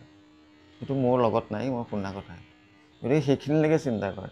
আমি যিটো সময়ত মানে সাধাৰণ মানুহে সেই মানুহটোৰ কথা কেতিয়াও নাভাবে। জুবিন গাৰ্গতো ব্যস্ত থাকে, গান গাই কিবা কিবি কৰে, অনবৰতে মূৰত কিবা, তাৰ মাজত কিন্তু মানুহটোক সহায় কৰিবলৈ নাপাব। তাৰোপৰি ৰাস্তাত যদি এক্সিডেণ্ট হয়, নামি যাবই। এই লাষ্ট আমি মাঘেৰিটা গৈছিলোঁ, এই নাজিৰা ঘাট বুলি এটুকুৰা জেগাত এটা প্ৰগ্ৰেম হয় নদীখনৰ। আমি প্ৰগ্ৰেমৰ দিনাখন ডিব্ৰুগড়ত নামি মাঘেৰিটালৈ বাই ৰোড গৈ আছিলোঁ। হঠাৎ কোনোবা এটুকুৰা জেগাত মাঘেৰিটা পোৱাৰ আগতে মলীয়াবাৰী পাৰ হৈ পায়, ডিগবৈ মলীয়াবাৰী পাৰ হৈ জুই লাগিলে। মানে কোনোবা এটা এৰিয়াত জুই লাগিছে আৰু গোটেই ৰাস্তা যাম। আমি ৰৈ আছোঁ আৰু জুই নুমুৱা গাড়ীয়ে জুই নুমুৱাই আছে, ৰাস্তা খুলিব। এঘণ্টামান পাৰ হোৱাৰ পিছত দেখিছোঁ জুবিনৰ গাড়ীখন বহুত আগত আছিলে। জুবিন একদম কোঁকে নামি গৈছে, মানে খুব খৰকৈ খোজকাঢ়ে, গাড়ীৰ পৰা নামিল মাত্ৰ ৰ'বলৈ নাই আৰু। কোনোবাই ক'লে এই জুবিন নামি গ'ল, জুবিন নামি যাব মানে আকৌ হাহাকাৰ হ'ব, মানুহে দেখিলে। ইতিমধ্যে জুবিনৰ পিছত মানুহৰ লাইন লাগিলে। জুবিন গৈ একদম, মই পিছে পিছে ৰৈছোঁ, আমাৰ বাকীখিনিও ৰৈছে, য'ত জুই লাগিছে সেইখিনি পালেগৈ।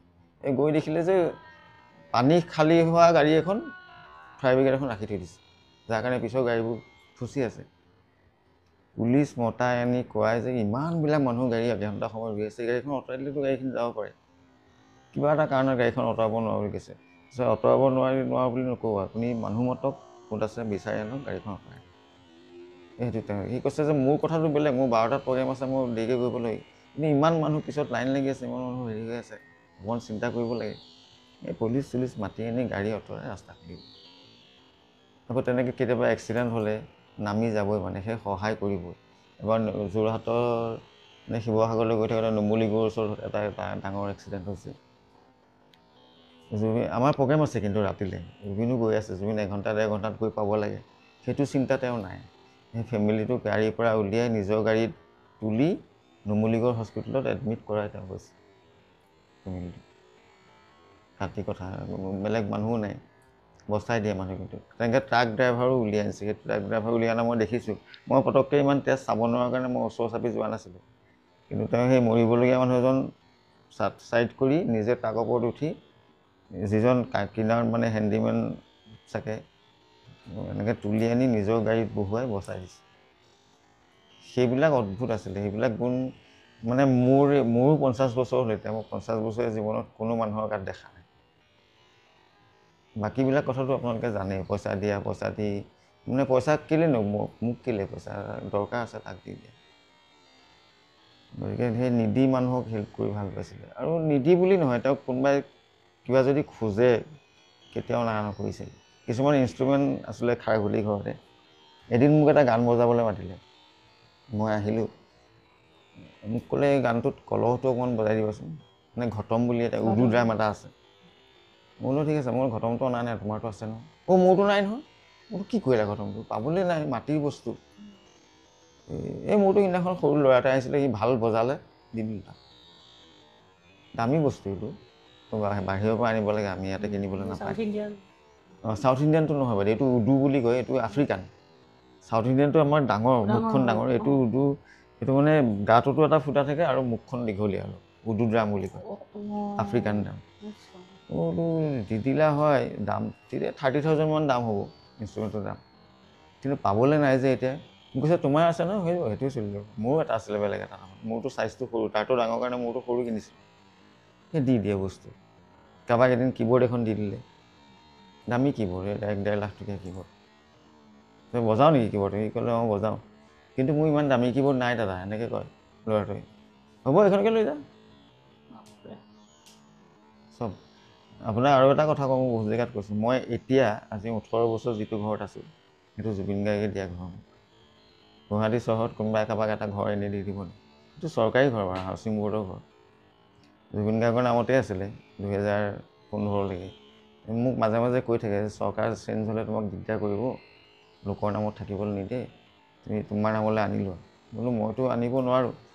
এই খাৰঘুলি ঘৰতে মোক এখন চিঠি লিখি দিছিলে অসমীয়াত, অসমীয়াতে জুবিন গাৰ্গ বুলি চহী কৰি হাউচিং বৰ্ডৰ চেয়াৰমেনলৈ লিখি দিছিলে, চেয়াৰমেন কমিশ্যনাৰ। তেতিয়া সুভাষ দত্ত ছাৰ আছিলে ভাইচ চেয়াৰমেন হৈ পেলাই। তাৰপিছত তেওঁলোকক দিলত কিন্তু একদম খুব সুকলমে জুবিন গাৰ্গৰ পৰা মোৰ নামলৈ দি দিলে ঘৰ। মই জুবিনক সুধিছিলোঁ ঘৰটোৰ কাৰণে কিবা, মই ক'লোঁ যে গৰিমাহঁতৰ লগত এবাৰ কথা পাতা মোৰ নামত কৰি দিয়া আগতে, হয়তো কোনোবা ৰাখিবও পাৰে। কৈছে নাই নাই, সেইটো মোক চৰকাৰে দিয়া ঘৰ, সেইটো তুমি ইমান দিন আছা, সেইটো তোমাৰে ঘৰ, সেইটো ইয়াত কাৰো গৰিমা চৰিমাহৰ মাত নাই। কাৰণ তেওঁৰ নিজৰ ভায়েকহঁত ভাড়াঘৰত থাকে, খুৰাকৰ পুতেক, মোমায়েক থাকে, কাৰোবাক দিবও পাৰে। মই একদম শেষ বাক্য আছিলে মোক। কৈছে সেইটো কথা তুমি কোনোদিন মোক নক'বা আৰু এইটো কথা তুমি চিন্তা নকৰা, তুমি আছা, তোমাৰ ঘৰ, তুমি লোৱা। সেইটো সৰু ঘৰ, মই আজি 18টা বছৰ তাতে আছোঁ, তাতে মোৰ ল'ৰা হ'ল, ল'ৰা এতিয়া ক্লাছ 10 পালেহি।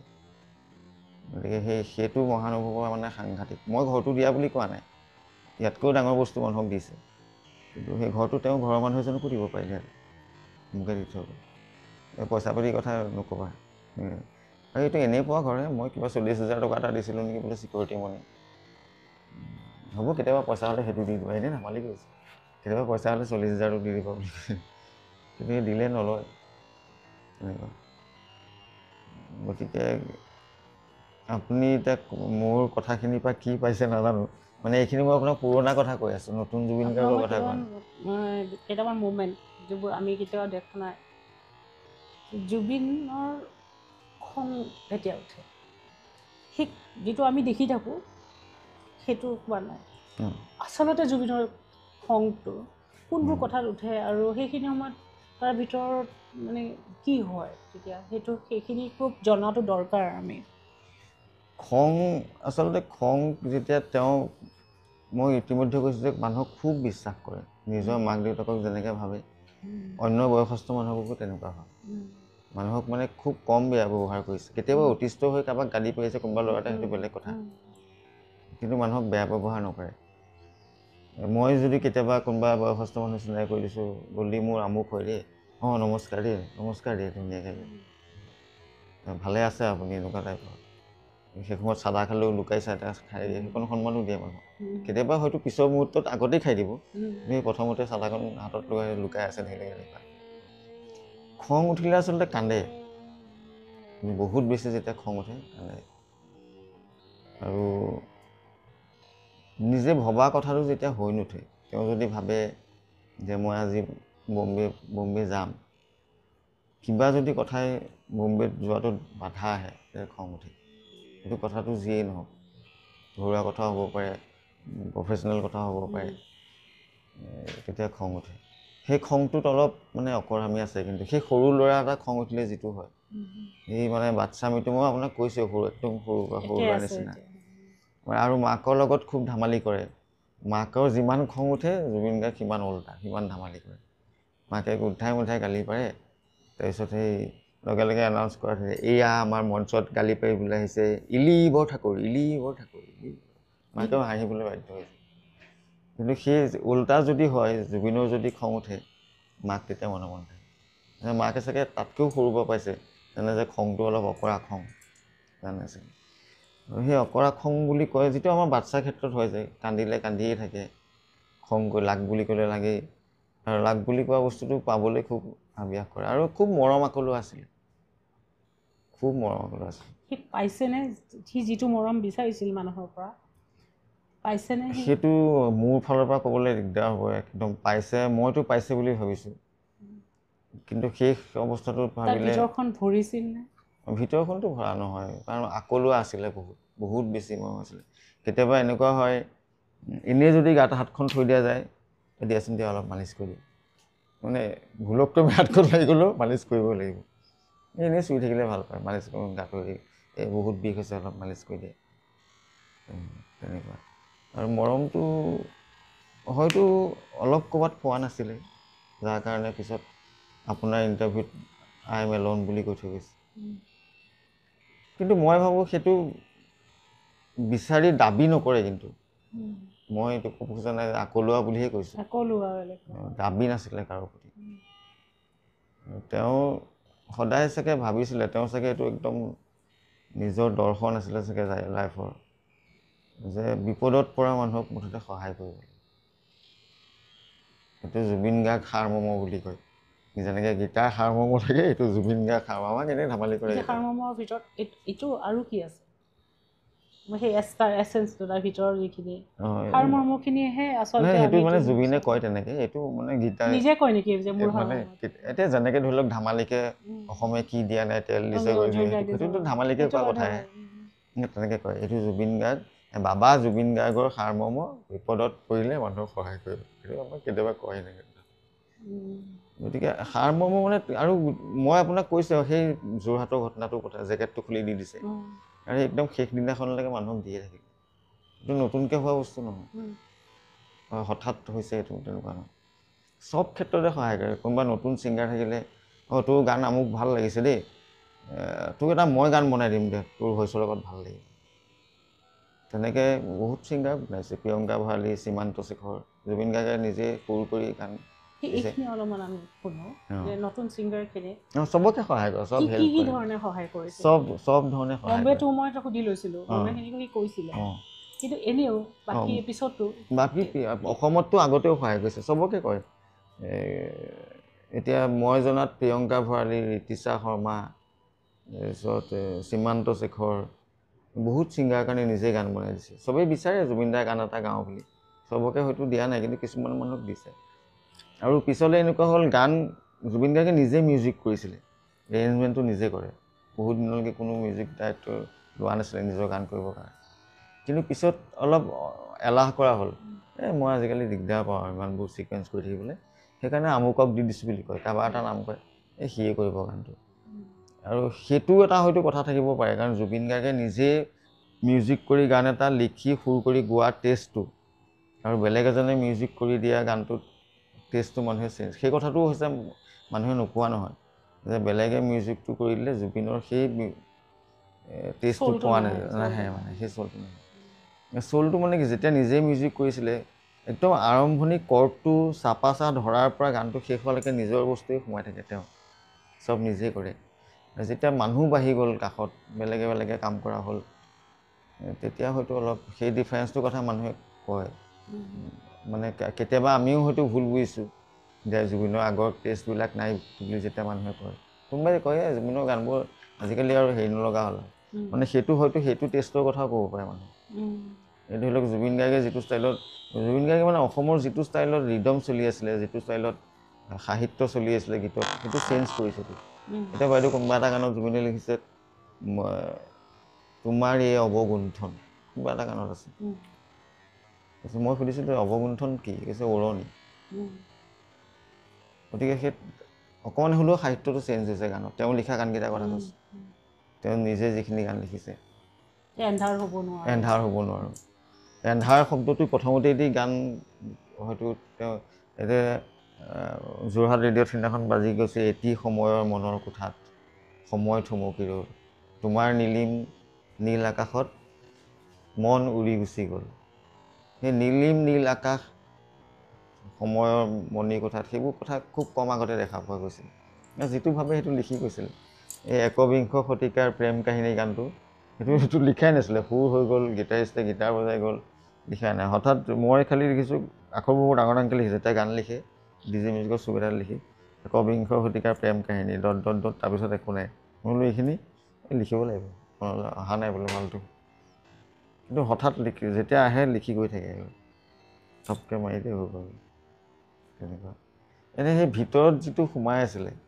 ভিতৰৰ বস্তুখিনি যেতিয়া কৰে একদম খুব চিনচিয়াৰলি কৰে কাম যেতিয়া কৰে সেই সময়ত মানে এনেকুৱা লাগে যে কামটো কৰি শেষ হ'লেহে মানুহজন ক্ষান্ত হ'ব জুবিন গাৰ্গৰ আত্মাটো সোমাই থাকে গোটেই বস্তুটো মানুহে সেইকাৰণে টেষ্টটো বেলেগ পায় আৰু জুবিন গাৰ্গৰ কিয়নো ইমান ভাল পায় এটা চায়েন্স থাকিব লাগিব নহয় জানো ইমান ভাল পাবৰ এটা চায়েন্স থাকিব লাগিব গানৰ মাতটো শুনিলে ভাল পায় যি গানেই নাগাইছে দিহানাম টোকাৰি নামৰ পৰা আৰম্ভ কৰি বড়ো ৰাভা কাছাৰী যিমান তিৱা চব গাইছে চব প্ৰত্যেকটো গানত এনেকুৱা লাগে আপুনি যদি মিচিং ভাষাৰ গান এটা শুনে জুবিনে গোৱা যেন জুবিন মিচিং ল'ৰা বেংগলী এটা শুনি চাওকচোন আপোনাৰ এনেকুৱা লাগিব যেন জুবিন বেংগলী ল'ৰা সেই মানে কামটোত যে আত্মা সোমাই থাকে মই সেইটো কথা ক'ব বিচাৰোঁ তেতিয়াহে মানুহক চুব পাৰে আত্মাটো দিব লাগিব ন আৰু এতিয়া জুবিনৰ ধৰক আমিতো ইমান জুবিনক সামৰিবই নোৱাৰোঁ এতিয়া মই ইয়াৰ আৰু আপোনাৰ ইণ্টাৰভিউটো এতিয়া যিখিনি শিকাৰ পিছত মই আৰু অলপ গভীৰলৈ যাব পাৰিম হয়তো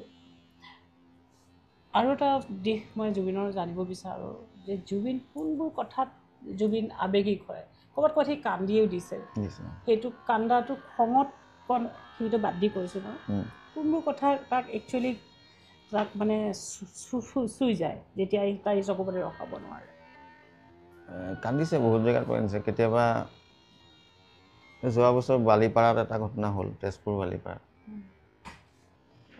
আৰম্ভণিতে চব ঠিকে আছিলে ধুনীয়াকৈ আৰম্ভ কৰিছে প্ৰগ্ৰেম আমি ভাবিছোঁ তাৰ চাগে মনত নাই নেকি ঘটনাটো মানে তাতে তেওঁলোকৰ এটা ডাঙৰ এক্সিডেণ্ট হৈছিলে বালিপাৰাতে তেওঁ ডাঙৰজনী ভনীক ঢুকাইছে বালিপাৰাত প্ৰগ্ৰেম আছিলে আমাৰ আজি 2 বছৰ আগৰ কথা কিন্তু কেনেকৈ কোনোবাই ক'লেই নে তেওঁ মনত পৰিলে নাজানো হঠাৎ মানে মনত পৰি গ'ল প্ৰগ্ৰেম আৰম্ভ হোৱাৰ 1 ঘণ্টামানৰ পিছত খুব কান্দিলে গানটোৰ মাজতে কান্দিছে কান্দিয়ে গানটো সেইটো টিভিত দেখিছোঁ আৰু ষ্টেজত কন্দা কথা কৈছোঁ মই আৰু এবাৰ হ'ল তেনেকুৱা এটা ঘটনা পাতাচাকুছিত মানে আমি কেইদিনমান ঠিক এমাহমান আগতে ছোৱালী এজনী লগ পালোঁ কেলকাতা এয়াৰপৰ্টত ছোৱালীজনী জুবিন গাৰ্গক দেখি ওচৰলৈ আহিলে জুবিনে কথা চথা পাতিলে আমি বৰ্ডিং পাছ লৈ মানে ফ্লাইটত উঠিবৰ কাৰণে তলত আছিলোঁ ছোৱালীজনী চাগে নিজৰ কথা ক'লে ছোৱালীজনী সাৱটি সৰু ছোৱালী সাৱটি ধৰিলে ক'লে যে একো নাই তই চিন্তা নকৰিবি মই আছোঁ তোৰ যি প্ৰব্লেম হওক মই হেৰি হওক বাকীখিনি ট্ৰিটমেণ্টটো মই কৰিম তাৰপিছত ছোৱালীজনী সম্ভৱ কেঞ্চাৰ ফৰ্ম কৰিছিলে ভৰি এটা কিবা প্লেয়াৰ আছিলে নেকি ছোৱালীজনী ভৰি এটা কিবা কেঞ্চাৰ ফৰ্ম হ'ল জুবিনে বহুত দিন ট্ৰিটমেণ্ট কৰালে ছোৱালীজনী দিয়া কেমো দিয়া অনা নিয়া কৰি থাকে আমি জানো আৰু ছোৱালীজনী খবৰ লৈ থাকে কাৰোবাক পঠায় সেইদিনাখন প্ৰগ্ৰেম থকা দিনাখন আমি দিনতে গম পাইছোঁ যে সেই ছোৱালীজনী খুব চিৰিয়াছ, মানে চিৰিয়াছ কণ্ডিশ্যন। পিছত আমিতো গ'লোগৈ, পাটাচাকুচি পালোগৈ পাঠশালা পোৱাৰ আগতে। আমি তাত থাকোঁতে আমি ইতিমধ্যে ইনষ্ট্ৰুমেণ্ট লগালোঁ ষ্টেজত। খবৰ পালোঁ যে ছোৱালীজনী ঢুকাইছে 8টা 8:30 মানত। জুবিনে চাগে গম পোৱা নাই নেকি, গৈ পোৱালৈকে ঠিকেই আছিলে। সম্ভৱ চাগে গাড়ীৰ পৰা ষ্টেজলৈ যাওঁতে কোনোবা খবৰটো দি দিলে, দাদা আমুক ছোৱালীজনী ঢুকালে। ষ্টেজত মাইকটো ধৰিয়েই খালি কান্দিছে। তাৰ চাগে মনত পৰিছে ছোৱালীজনী। সেই খুব কম দিনৰ কথা। ছোৱালীজনী চাগে সি ছমাহো লগ পোৱা নাই, মানে লগ পোৱাৰ পৰা ঢুকুৱালৈকে কান্দিছে, খালি কান্দিছে। আমাৰ কোনোবা ওচৰ গ'ল, যিকেইজন ওচৰলৈ যাব পাৰে, কৈছে মানে ইমান কন্দাৰ পিছত মানুহটোৱে আৰু গান গাব নোৱাৰে, অসম্ভৱ কথা। এতিয়া গান নাগাওঁ বুলি ক'লে। তাৰপিছত কিবা কিবি চিটুৱেশ্যন হ'ল, কিন্তু ঠাণ্ডাও হ'ল, আৰু পঠিয়াই দিয়া হ'ল তেওঁক। সেইদিনাখন মই বহুত বেছি কন্দা দেখিছোঁ, মানে ইমান পাব্লিকেলিও আৰু ওচৰৰ পৰা। আৰু দুখটো মানে নিজৰ মানুহ বুলি নহয় যে মোৰ পেহী ল'ৰাৰ কাৰণেহে কান্দিছোঁ, এইটো যদি তেওঁ চিনি পায় মানুহজনক, বা তেওঁ জানে, বা তেওঁ লগ পাইছে, এই দুখটো চবৰে কাৰণে থাকে। এতিয়া তেনেকুৱা আমাৰ এজন মেনেজমেণ্টৰ ল'ৰা ঢুকাইছিলে, নৱ বুলি, হঠাৎ অসুখ হৈ পেলাই ঢুকালে। শ্মশানত মানে ইমানেই কান্দিছে ল'ৰাটো দেউতাক মাকৰ ওচৰত। আমি মানে খুব কম লগ পাইছে, কিন্তু ল'ৰাটো জইন কৰাৰ পৰা মেনেজমেণ্টত জইন কৰি 2 বছৰমানৰ পিছতে ঢুকালে। মাজে মাজে নৱৰ কথা কৈ মানে কান্দে, পিছে নৱটো বৰ ভাল ল'ৰা আছিলে। তাৰ মাকৰ ওচৰৰ পৰা আহোঁগৈ বুলি ৰাতি আকৌ মাকৰ ওচৰলৈ যায়, তেনেকুৱা। গতিকে সেই দুখটো, কন্দাটো ধৰিব নোৱাৰে। আৰু মই নিজৰ কথা কৈ পেলাই কন্দা খুব কমেই দেখিছোঁ। নিজৰ কথা কৈ ইমান মানে নিজক আচলতে বুজি পাবলৈ নিদিলে বাইদেউ। নিজক মানে হেঁচা মাৰি ৰাখি থ'লে। তাৰ ভিতৰৰ দুখ, ইমান পাৰ্চনেল দুখটো মানে মানুহৰ আগত নেদেখুৱালে কেতিয়াও। আমাক কোনোদিন নক'লে। মই এদিন ক'লোঁ, ভাগৰুৱা যেন লাগিছে তোমাক, অকণ ৰেষ্ট ল'ব পাৰিবা নেকি? কৈছে মই ভাগৰুৱা নহয়, তুমিহে ভাগৰুৱা। মোক কৈছে তুমি মোতকৈ বেছি বুঢ়া হ'লা, মই বুঢ়া হোৱা নাই এতিয়া। সেই তেনেকুৱা মানে কথা আঁতৰাই দিয়া, ওচৰ চাপিবলৈ নিদিয়ে মানে সেই কথাটো। মোৰ ইণ্টাৰভিউটো সি 1 ঘণ্টামান লুকাবগৈ দিছে, পিছত নোৱাৰিলে আৰু। মানে তোমাৰ আমুকটো হৈছে বুলি ক'বলৈ নিদিয়ে। মই নাই হোৱা নহয়, তুমিহে হৈছে। মই অকণমান শকত আছিলোঁ আজিৰ পৰা 5 বছৰ আগতে, ক'ভিড হৈ পেলাই ক্ষীণালোঁ। তাৰপিছত মোক কৈছে তোমাৰ ক্ষীণোৱাটো ভাল লাগিছে, এইটো এনেকৈ থাকিবা সদায়। পেটুৱা হৈ গ'লে বেয়া লাগে, ষ্টেজততো আৰু বেয়া দেখি, পেটুৱা নহ'বা কেতিয়া। তাৰপিছতে মই বোলো তুমিওতো ক্ষীণাইছা। মই যে নাই ক্ষীণোৱা দেই ৰাজা, সেই 28 কমৰ এতিয়াও 28 কম। মোৰ শকত হ'বলৈ, মই শকত আছিলোঁ কেতিয়া ক্ষীণাবলৈ এনেকৈ। কোনদিনা মোক তুমি শকত দেখিছিলা, আজি যে ক্ষীণাইছোঁ বুলি। মানে তাক একো ক'বলৈ নিদিয়ে। গতিকে সেইকাৰণে যদিও বহুত সেই ওচৰত আছিলোঁ, মই আপোনাক আগতে কৈছোঁ যে মোৰ আৰু তাৰ মাজত বহুত ডাঙৰ গেপ এটা থাকে। মানে মোক কেতিয়াবা কয় মই দূৰতহে ভালকৈ দেখোঁ, ওচৰত ভালকৈ নেদেখোঁ। কথাষাৰ বৰ ডাঙৰ কথা কয়। আচলতে এইটোৱে আচল কথা। যদি চাবলৈ হয়, নহয় এদিন তেনেকুৱা কিবা এটা হ'ল, মই কিবা বিয়াত নে কিবা প্ৰগ্ৰেমত মই পাৰ হৈ গ'লোঁ। তাৰমানে মই ভাবিছোঁ জুবিনে মোক দেখা নাই, কাৰণ মই বহুত আঁতৰেদি পাৰ হৈ গৈছোঁ। পিছত ওলালে তুমি তাত আছিলা দেখোন। মই বোলো আছিলোঁ, তুমি দেখিছিলা নি মোক? মই বোলো তোমাৰ ওচৰলৈ মই যাব নোৱাৰিলোঁ। নহয় মই তোমাক দেখিছোঁ, মই ওচৰত ভালকৈ নেদেখোঁ, মই আঁতৰত ভালকৈ দেখোঁ। কথাষাৰ ডাঙৰ মানে ডাঙৰ কথা, বহুত ফিলচফিকেল কথা। আৰু কেতিয়াবা সেইষাৰ কথা বেলেগৰ লগত কিবা কথাত ওলালেও কয় বেলেগৰ কথা। বৰ ওচৰত থাকিলে দিগদাৰ, অলপ আঁতৰত থাকে। আৰু সেইটো চাগে মই ক'ব নোৱাৰাকৈ মই আঁতৰতে থাকি গ'লোঁ। মই গোটেই জীৱন তেওঁৰ পিছফালে থাকি গ'লোঁ, মোৰ তললৈ কৰি বজাই থাকোঁতেও হ'ল। আৰু বহুত বেছি ওচৰ চাপিবলৈ মই ইমান চেষ্টাও কৰা নাছিলোঁ। যেতিয়া তেওঁৰ প্ৰয়োজন হয় তেওঁ মাতেই। আৰু কেতিয়াবা মই সোনকালে ফোনটো অফ কৰোঁ, 12টা বজাত অফ কৰোঁ ফোনটো। নাপালে মেছেজ দি থয়, কাম টুমৰো উইথ নাগাৰা 3 PM। সেই মেছেজটো দেখি সেইমতে গুচি যাওঁ, তেওঁক আকৌ ফোন নকৰোঁ আৰু। সেইটো তেওঁ খুব ভালকৈ বুজে যে সিহঁতি মোক ফোন কৰি ডিষ্টাৰ্ব নকৰে। এই গোটেই বছৰটোত চাগে কেতিয়াবা এদিন এটা ফোন কৰা হয়, ফ্ৰী থাকিলে ধৰে, নহ'লে নাই। আৰু ওলোটাই ফোন নকৰে আৰু তেওঁ কাম নাথাকিলে, তেনেকুৱা হয়। কেতিয়াবা এনেকুৱা হয় মই কেতিয়াবা ফোন তেওঁ মিছ কৰোঁ, ওলোটাই যদি কওঁ নধৰে আৰু। গৈ ওচৰ পাওঁগৈ, কেলৈ ফোন কৰিছিলে, এই কি আছিল জানো কথাটো পাহৰিলোঁ বোলে, এতিয়া হৈ গ'ল আৰু দিয়া, কি কথা ক'বলৈ ফোন কৰিছিলে পাহৰি থাকিলোঁ। মই কোনোবা দুবাৰমান হৈছে, মই সেই ৰেকৰ্ডিঙত থাকোঁ, কেতিয়াবা ফোনটো এনেকৈ থৈ দিলে থাকি যায়, মিছ কল হয়। মই খালি 7 তাৰিখে 7 ছেপ্টেম্বৰ ভূপেন হাজৰিকাদেৱৰ জন্মদিনৰ কাৰণে বম্বেত এটা শ্ব' পাতিছিলে সুৰেশ ফাৰ্মাচীত। মই গোটেই শ্ব'টোত বজাবৰ কাৰণে গৈছিলোঁ। মই 4 দিনমান আগতে গৈছোঁ এবাৰ, তাতে প্ৰেক্টিছ কৰিছোঁ। সুৰেশ হাজৰিকাৰ, অনুপ জলদা, জুবিন গাৰ্গেও গাবলৈ যোৱা কথা।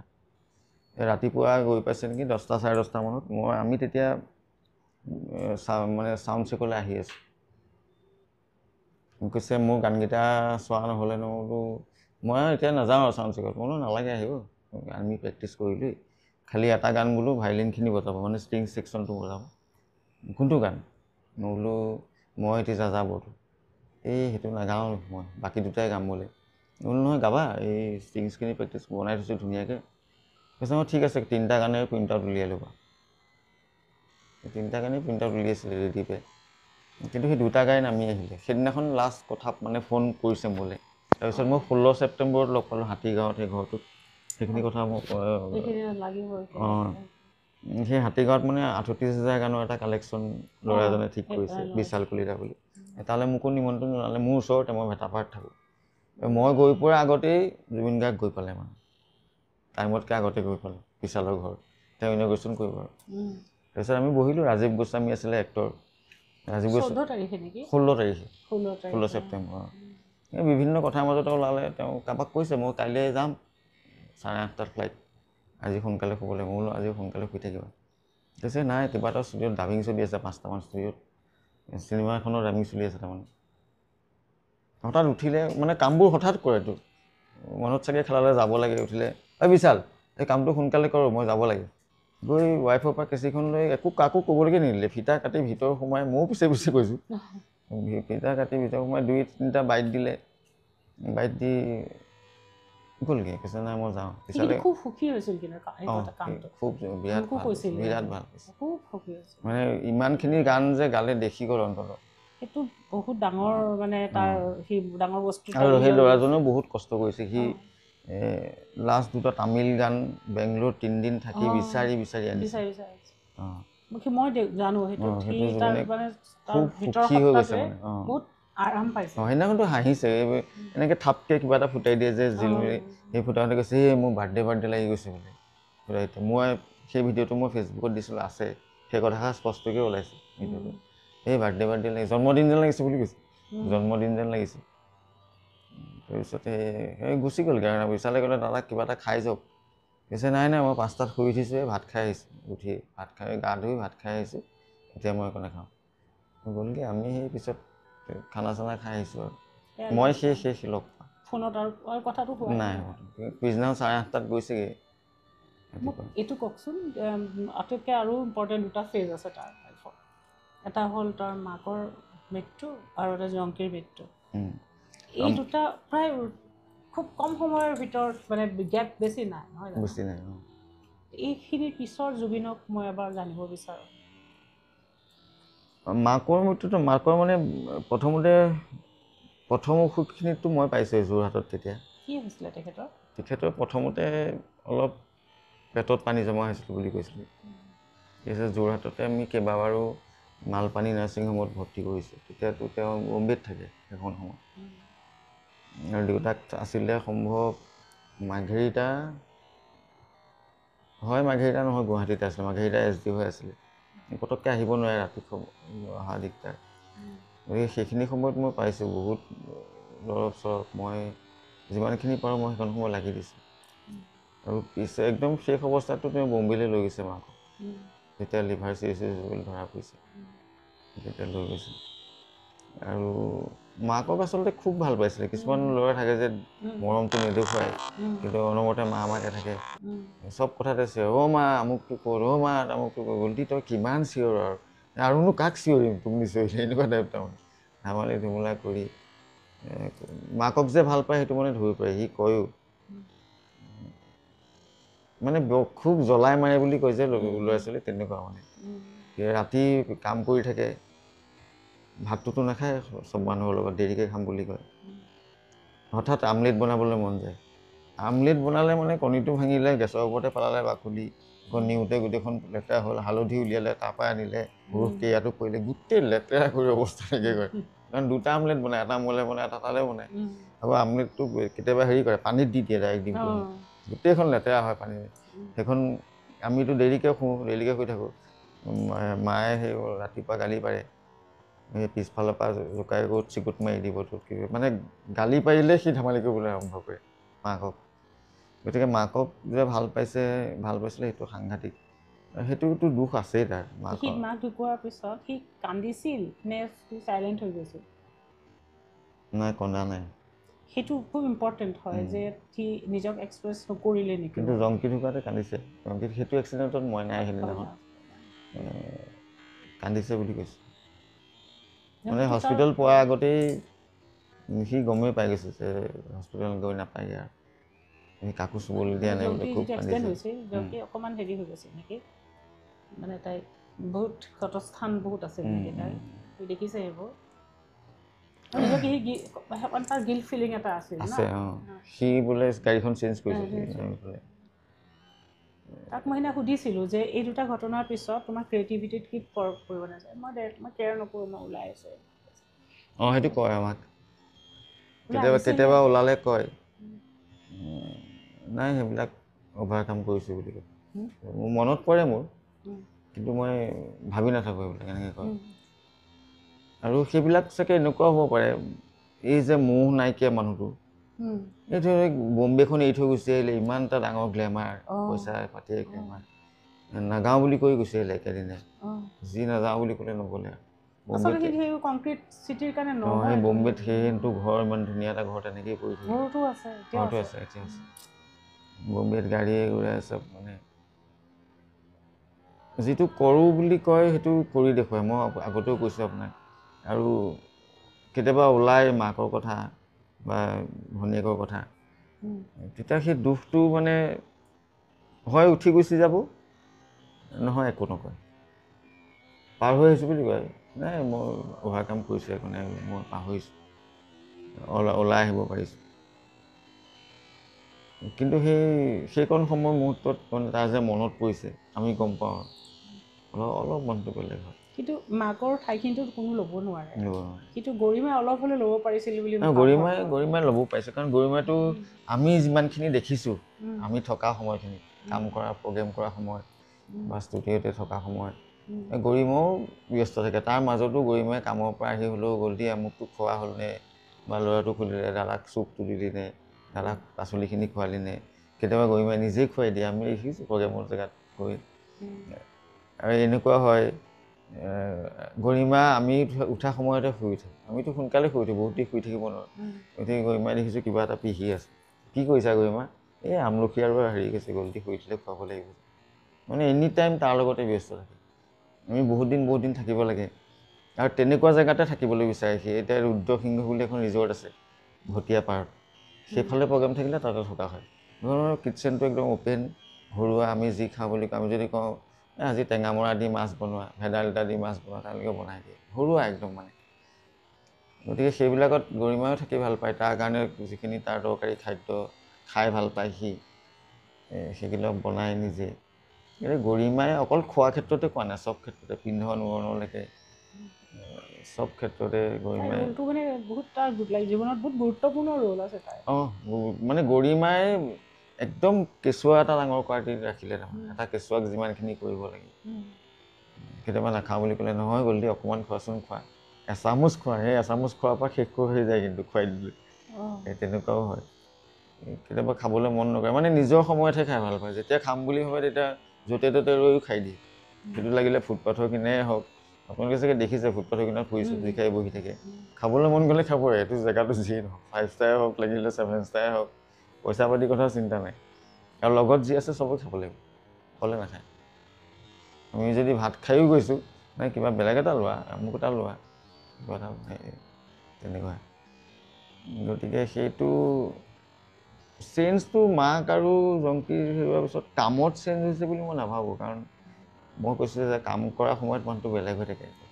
পিছলৈ মানে মই যাক যেতিয়া লগ পাইছোঁ সেইখিনি সময়লৈ সাধাৰণতে কি হয় মানুহৰ এটা সময়ত চেচুৰেশ্যন পইণ্ট আহে যে মই এজ এ ৰাইটাৰ মই লাহে লাহে কাম সামৰি আনিছোঁ, কিন্তু মোৰ এতিয়াও দিবলৈ আছে, মই সম্পূৰ্ণ খালী হৈ যোৱা নাই, মই কাম কৰিম, কিন্তু মই কি কৰিছোঁ অযথা যিমান বস্তু আছে সেইখিনি মই কাটি গোটাই গুচাবলৈ আৰম্ভ কৰিছোঁ। মই খুব ষ্ট্ৰিক্ট সেইটো ক্ষেত্ৰত, মই একো অযথা একো নাৰাখোঁ, যিটো মিনিংলেছ গুচাই দিছোঁ। জুবিনে মই ভাবোঁ যে সেই অযথাখিনি সি আঁতৰাব সি নোৱাৰিলে, সি যিটো নিজৰ স্পেচ আইচলেশ্যন তাক লাগিছিল, মোৰ ষ্টৰীত সেই আইচলেশ্যন তাক বহুত দৰকাৰ আছিল, তাৰ বহুত দৰকাৰ আছিল, নতুনকৈ তাক আকৌ মানে জন্ম ল'বলৈ, আকৌ ভালকৈ নতুন গ্ৰ'থ হ'বলৈ। সেইটো কিন্তু হয়, একদম সঁচা কথা কৈছে আপুনি। সেইটো কেতিয়াবা তাৰ কথাটো ওলায় যে ইমান কাম কৰিছোঁ, দিনে ৰাতিয়ে ঘূৰি আছোঁ, এই ডিব্ৰুগড়, এই তিনিচুকীয়া, মেচিন টাইপ হৈ গৈছে।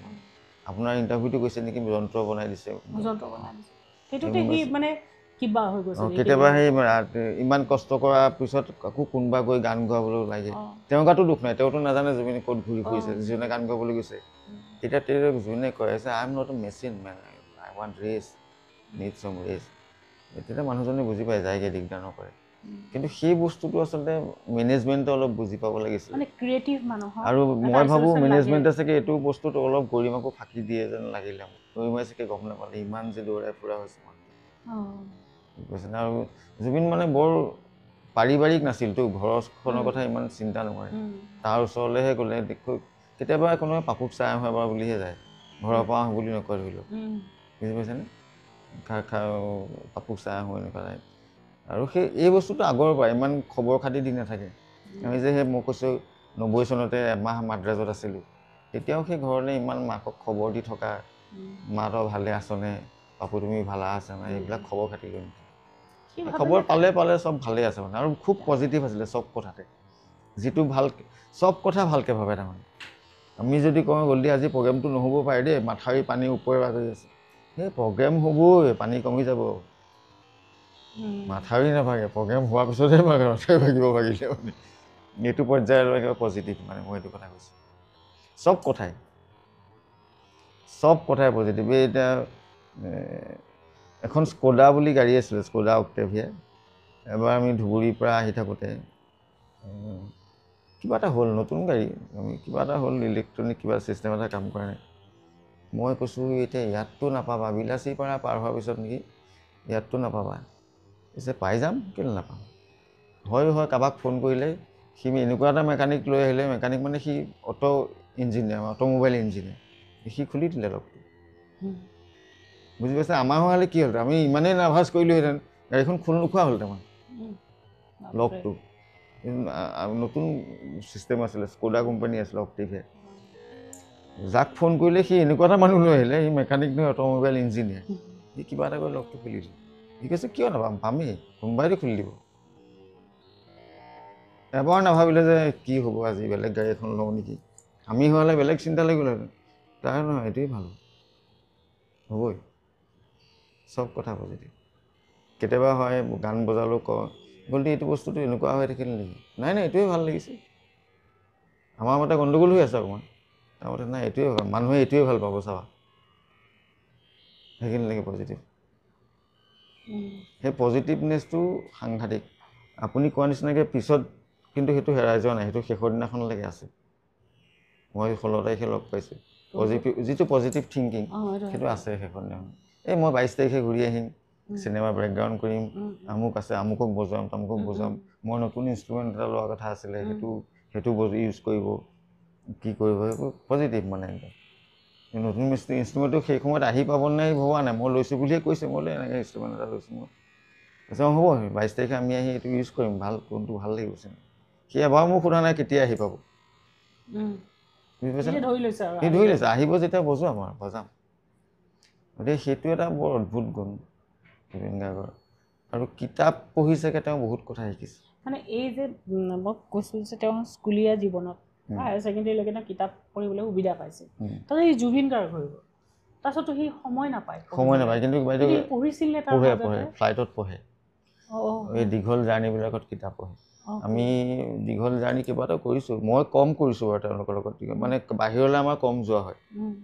এতিয়া কিন্তু আমি গৈছোঁ দীঘল জাৰ্ণি, চাউথ আফ্ৰিকা গৈছোঁ, তাৰপিছত যিকেইটা যেতিয়া তেনেকুৱা দীঘল জাৰ্ণি কৰিছোঁ, এই দিল্লীৰ পৰা ইথিওপিয়া আছিলে 11 ঘণ্টা, ইথিওপিয়াৰ পৰা লাগছ আছিলে 9 ঘণ্টা, 18 নে 19 ঘণ্টা জাৰ্ণি। এই কিতাপ এয়াৰপৰ্টত কিতাপ কিনে, কিতাপ যিখন ভাল দেখে এনেকৈ লুটিয়াই চাই কিনিলোঁ। কিতাপ কিনিবলৈ কোনো হেৰি নাই, মানে কি অজস্ৰ কিতাপ কিনে, খালি কিতাপবোৰ ক'ত থয় মই সেইটোৱে সন্দেহ আছে। সমূহ দেউতাকক দিয়ে কিনি পেলাই, দেউতাকে খুব কিতাপ পঢ়ে। দেউতাকটো এনেকুৱা আছিলে, কেতিয়াবা ঘৰলৈ যাওঁ দেখোঁ একদম কিতাপৰ মাজত সোমাই থাকে, বিচনাখন গোটেইখন কিতাপেই কিতাপ, বিভিন্ন কিতাপ। আৰু দেউতাকে আগতেও মোৰ পৰা মনত আছে, আমুক কিতাপখন পঢ়িবাচোন, আমুক বস্তুটো বৰ ধুনীয়াকৈ লিখিছে, আমুক বস্তুটো পঢ়িবাচোন, আমুকৰ কথা বৰ ভালকৈ লিখা আছে। সি পঢ়ে সেইমতে, পঢ়াটো খুব মনত থাকে, বাহিৰা কিতাপ পঢ়ে যে খুব মনত থাকে। কিবা যদি ইনচিডেণ্ট এটা পঢ়ি মনত ৰৈছে চবকে ক'ব, মানে জ্ঞান বিলোৱাত কৃপণালী অকণো নাই, যি জানে চব কয়। এনেই যদি কোনোবা বহি থাকে, 3জন 4জন বহি আছে, এই আলেকজেণ্ডাৰ আমুকটোৰ কথা জানা নেকি? নাজানো নহয়। এই বৰ ইণ্টাৰেষ্টিং, শুনা, আৰম্ভ কৰি দিম, বুজাই শিকিবলৈ কয়। মোৰ ল'ৰাটো লগ পালে কেতিয়াবা কয়, আমুকৰ কথা জান নাই, তই পঢ়িছ নাই? অলপ জানো জুবিনৰ, নাই অলপ জানিলে নহ'ব, তই অট'বায়'গ্ৰাফীখন পঢ়িবি। তাত অট'বায়'গ্ৰাফী পঢ়িলে নিজৰ জীৱনত বহুত বস্তু ইউজ কৰিব পাৰে, মোৰ ল'ৰাক কৈছে। আচ্ছা, অট'বায়'গ্ৰাফী মানে জুবিনে বেছি খুব পঢ়িছে? পঢ়ে। এতিয়া মই এতিয়া চাৰ্লি চেপলিন পঢ়িছে অট'বায়'গ্ৰাফী, সেইবোৰ দেখিছোঁ পঢ়ি থকা। আলেকজেণ্ডাৰো কিবা এখন পঢ়ি থকা মই মাজে দেখিছোঁ, আলেকজেণ্ডাৰ বনাপাৰ্ট। তাৰপিছত বিভিন্ন কিতাপ পঢ়ে। মাইকেল জেকচনৰখন বিচাৰি আছিলে, যিখন একদম শকতকৈ ওলাইছে, সেইদিনা লাষ্ট সেইখন বিশালৰ ঘৰত দেখিলে। বিশালৰ ৱাইফ মানে এয়াৰলাইন্সত কাম কৰিছিলে, তাৰ পৃথিৱীৰ বিভিন্ন দেশ ঘূৰি ফুৰিছিলে, বাহিৰৰ পৰা আনিছিলে। যে বিশালে ক'লে, দাদা এইখন পটককৈ নাপায়, আপুনি এইখনেই লৈ যাওক। জুবিনে কৈছে নাই, নিনিয়ে মানে। জুবিনে কৈছে নাই তোক লাগিব এইখন। নাই লৈ যাওক বুলি বিশালে জোৰ জবস্তি দিলে। সেইখন চাগে পঢ়িবলৈ নাপালে, যথেষ্ট মোটা কিতাপ সেইখন। মানে সেই 16 তাৰিখৰ কথা কৈ আছে, 16 ছেপ্টেম্বৰ। কিবা এখন লৈ যোৱা বুলি কৈছিল, এনেই কৈছে? নহয়, এনেই নহয়, সেইখনেই নেকি মাইকেল জেকচনৰ কিতাপখন। মই কভাৰটো দেখিবলৈ নাপালোঁ। নামৰ এখন কিতাপ লৈ গৈছিল, কাৰ লেখা মই এতিয়া পাহৰিলোঁ। সেইখন মাইকেল জেকচনৰ এখন হেৰি লৈ গৈছিল, আৰু সি নাথিংনেছৰ কথা কৈ আছে। মাইকেল জেকচনৰ ডেথৰ ওপৰতো হ'ব পাৰে। এতিয়ানো কি কোনখন মই এতিয়া এই মুহূৰ্তত মনত পৰা নাই। কিন্তু সি যিকেইটা পইণ্ট চুই গৈছে মোক, তাৰ ভিতৰত মই নতুন আৰু কেইটামান পালোঁ। নিহিলিজমটো সেইবোৰ যেন সৰুতেই জানে, যেন মই লগ পাওঁতে জানে। কিন্তু সেইটো ইমান কম বয়সত যদি কোনোবাই, মই তাক সেইদিনা ইমানবাৰ সুধিছোঁ, তোমাৰ কি জিজ্ঞাসা আছিল তোমাৰ এডলেচেন্স পিৰিয়ডত, নক'লে নহয়, ধেমালি কৰি গুচি গ'ল। সেইখিনি সময়তে সি নিহিলিজম যদি পঢ়িছে, সি যে এক্সিষ্টেঞ্চিয়েল ফিলচফি পঢ়িছে, ডেফিনেটলি তাৰ ভিতৰত বহুত বেছি, তাৰ ভিতৰত ধুমুহা আছিল বা প্ৰশ্ন আছিল, যিবোৰ সেইটো মোক সিনাই মোক নকৰে। মই কিন্তু সুধিছিলোঁ তাক। মই মানে এইটো কাৰণেহে ভাবিছোঁ, কেতিয়াবা কয় মানে নাথিংনেছটো, মানে কিতাপখনৰ কথা নকয়, নিজে কয় মানে কথাবোৰ। কেতিয়াবা এই ধৰি লওক, এতিয়া আমি মানুহ ঢুকালে চুলি কটাটো পটককৈ মানি নলয়, মানে সেই চুলিটো নাকাটিলেওতো হয়, মানুহে বনাই লোৱা নিয়মহে এইবিলাক জীৱনত একো নাই। কিছুমান অদৰকাৰী কথা ভাবি নাথাকিবা। আমাক এই আপোনাক ক'লোঁ নেকি, মই মঙলবাৰে আমলেট নাখাওঁ বুলি কৈছিলোঁ, কৈ গ'লোঁ কথাটো। মই ঠিক আছে, বাৰ চাৰবিলাক পিছত বনোৱা, বাৰ মাহ চন এইবোৰ পিছত সৃষ্টি হৈছে, আগতে সৃষ্টি হোৱা বস্তুটো আগত, এইবিলাক পাতি লোৱা বস্তুহে ডেফিনেশ্যন। এতিয়া আমি বামুণ মানুহক কেলৈ লগুণ পিন্ধাই সি কয়, পিছে এইটো চিনাক্তকৰণৰ কাৰণে। এইটো এটা মানে কোনো দৈৱিক কথা নাই ইয়াত। লগুণডাল পিন্ধিলে যে তেওঁৰ গাত ভগৱান আহিব, এইবোৰ কথা কণ্ট্ৰভাৰ্চি কৰিব নালাগে। মই জুবিন গাৰ্গে কেতিয়াবা আলোচনা কৰা কথা, নিজেই কৈছে যে এইটো এটা, গতিকে যিখিনি কথা কয় জানি বুজিহে কয়, জানে বৈষয়টোৰ ওপৰত। এই ধেমালিৰ মাজতো যদি কিবা কৈছে, জুবিন গাৰ্গ, সেইটোৱেতো প্ৰব্লেম। জুবিন গাৰ্গ থকালৈকে একো ৰিয়েকশ্যন নহয়, জুবিন গাৰ্গ গুচি অহাৰ পিছতহে ৰিয়েকশ্যনটো আৰম্ভ হয়। সেই প্ৰেছাৰটো আমি পাই যাওঁ মানুহৰ পৰা। আমাকো মানুহে দিগদাৰ কৰে, কোনো জেগাত আমাক আজিলৈকে মানুহে গালিও পৰা নাই বা কোনো ওচৰ এটাও মৰা নাই। কিন্তু সেই গোটেই ৰিয়েকশ্যনটো তেওঁ গুচি অহাৰ পিছত হয়। তেওঁ থকালৈকে মানুহে ভাবিব নোৱাৰে কি ক'লে, সঁচা কথা কৈ আছে বুলি ভাবে নেকি মানুহে। কাৰণ তেতিয়াতো তাত কামাখ্যা মন্দিৰত বহুত মানুহ বহি আছে, আৰু বহুত গছ কটাটোতো কৈছিল ন, মোকে কাটক নে কিবা এনেকুৱা ধৰণৰ কিবা এটা কৈছিল। গছকটো বিৰাট ভাল পায় আপুনি। এইখন ঘৰ দেখা নাই চাগে, খাৰঘুলি ঘৰখন মই দেখা নাই, লোৱাৰ পৰা মানে ইমানেই গছ ৰুলে, বাৰে বাৰে আৰু জোনালী ঘৰখনতো 3 বছৰমানৰ ভিতৰত বাহিৰৰ পৰা দেখিলেতো একদম মানে আপোনাৰ পাৰ্ক এখনলৈ সোমাই যোৱাৰ নিচিনা কৰিলে ইমানে আৰু গছ চব গছ হয়তো এনেকৈ কিবা পাত এটা ছিঙি যদি ৰুই দিয়ে তাৰপৰা গছ হাতখন অদ্ভুত মানে নিজে ৰুই ভাল পায় মানে এই যে মাজতে এদিন আহোঁতে কিবা এটা ব্লুবেৰী এটা খোৱালে বাহিৰৰ গছজোপা হৈছে তাৰ ঘৰত যিকেইজোপা ব্লুবেৰী আমাৰ ইয়াত মাটিত নহয় তাৰমানে নহয় মানে ব্লুবেৰী ৰুই দিছে অঁ গছ হৈ গ'ল 3 বছৰ ডাঙৰ ব্লুবেৰী লাগি খাই আছোঁ আমাক খুৱাই পঠিয়াইছে সেইটো এটা অদ্ভুত আছিলে সেইটো মানে সেইটো এটা ঐশ্বৰিক শক্তিৰ নিচিনা বস্তু তাৰমানে আচলতে আপুনি কি ভাবে যে একচুৱেলি জুবিন গাৰ্গ মানে একদম মাৰ্জড হৈ আছিল নেচাৰৰ লগত মাৰ্জড হৈ আছিল যেনেকৈ আমি মানুহে চিভিলাইজেশ্যন বুলি কৈ নেচাৰক এফালে থৈ মানুহখিনিয়ে নিজকে শ্ৰেষ্ঠ প্ৰাণী বুলি চাই থৈ একদম ঠিক কথা কৈছে কিন্তু তাৰ সি একচুৱেলি নাছিল সেইটো নাছিলে সি মাৰ্জ হৈ আছে এতিয়া আমি বৰষুণত তিতিবলৈ ভয় কৰোঁ এই কিন্তু বৰষুণ দিলে তিতেই বৰষুণত তিতি ভাল পায় আপুনি ছাতি তি লাভ নাই তুমি ষ্টেজতো দেখিছে চাগে বহুত ষ্টেজত বৰষুণ দিলে ওলাই আহি গান গাই থাকে তিতি তিতি গান গাই থাকে তাৰ কাৰণে মাইক্ৰফোনত পানী সোমাই চফ্ট হ'ব পাৰে সেইটো শ্বৰ্ট হ'ব পাৰে সেইটো চিন্তা নকৰে গতিকে নেচাৰৰ লগত সাংঘাতিক আছিলে গছজোপা কেতিয়াবা এইটো জমনি কথা বাৰু কেতিয়াবা কয় মই গছজোপা হিলাই দিম চাগে বতাহত হিলি যাব বহুত মানুহ সঁচাকৈ বুলি ভাবি ৰৈ থাকে চাবলৈ এতিয়া মই আমিতো আপোনাৰ বহুত সময় ল'লোঁ মোক মই জুবিনৰ চাগে বেছিখিনিয়ে আমি চুব পাৰিছোঁ মই মানে যিখিনি পাৰোঁ আপোনাক যদি মই এখন ছবি আঁকিব দিওঁ জুবিনৰ এখন ছবি আঁকক জুবিন মানুহজন নহয় জুবিন আইডেণ্টিটিটো এখন যদি আপুনি যে এজন পেইণ্টাৰ জুবিন গাৰ্গৰ এখন ছবি আপুনি আঁকিব বিচাৰে আৰু আপুনি জুবিনক একদম ওচৰৰ পৰা দেখিছে আপুনি তেওঁক কেনেকৈ আঁকিব আৰু যিখন আমি ছবি হয়তো আপুনি দেখা ছবিখন হয়তো আমি কাৰোবাৰ হতুৱাই বা AI হতুৱাই হয়তো আমি এখন ছবি আমি আঁকিব চেষ্টা কৰিম আপুনি একদম অকণ ভাবি লওক লাগিলে কিন্তু মোক সেই ছবিখন আমাৰ চকুৰ আগলৈ আনিব লাগিব যাক কোনেও সম্পূৰ্ণকৈ জুবিনক দেখা নাই কাৰণ জুবিনক কিছুমানে দেখিছে বহুত দূৰৰ পৰা একদম ভালকৈ নেদেখে আৰু কিছুমান দেখিছে বহুত ওচৰৰ পৰা ভালকৈ নেদেখে আপুনি সদায় কৈছে যে মই বেক ষ্টেজত থাকোঁ দূৰত থাকোঁ আৰু এটা নিৰ্দিষ্ট দূৰত থাকোঁ য'ৰ পৰা জুবিনে দেখা পায় গতিকে আপুনি যদি দেখিছে সেই ছবিখন যদি আপুনি মোক ডেছক্ৰাইব কৰে আপোনাৰ প্ৰশ্নটো বৰ বহুত মানে ডাঙৰ প্ৰশ্ন মোৰ কাৰণে মই একদম আচলতে একদম সাধাৰণ মানুহ আৰু মই জীৱনটো বহুত বেছি ধৰণে চোৱা নাই মই মোৰ কামটো কৰি গৈছোঁ মাত্ৰ কামটো কৰি ভাল পাওঁ আপোনাৰ প্ৰশ্নটোতো মোৰ ফালৰ পৰা এনেকুৱা হ'ব যিহেতু মই ছবি আঁকি আপুনি কৈছে মই এজন পেইণ্টাৰ কিন্তু মই পেইণ্টাৰ নহয় মই জুবিন গাৰ্গক এনেকৈ বিচাৰোঁ মই আঁকিব পাৰিম এটা আত্মা আমি যেনেকৈ আত্মা দেখোঁ আত্মাৰ এটা চিন দিয়া হয় নহয় জ্বলি থকা চাকি নিচিনা আৰু তাতে মই লিখিব পাৰিম যে মহান আত্মা মোৰ কাৰণে জুবিন গাৰ্গৰ চিনাকি সেইটোৱে এটা গ্ৰেট চ'ল মানে যিটো চাগে যাৰ লগত মই থাকিলোঁ 35 বছৰ সেই আত্মাটোহে মই আঁকিব পাৰিম আৰু তাতে মই এটা গ্ৰেট চ'ল জুবিন বুলি লিখি দিব পাৰিম মোৰ কাৰণে সেইখনেই ছবি আপুনি তাক কোনো ধৰণৰ ডিফাইন কৰিব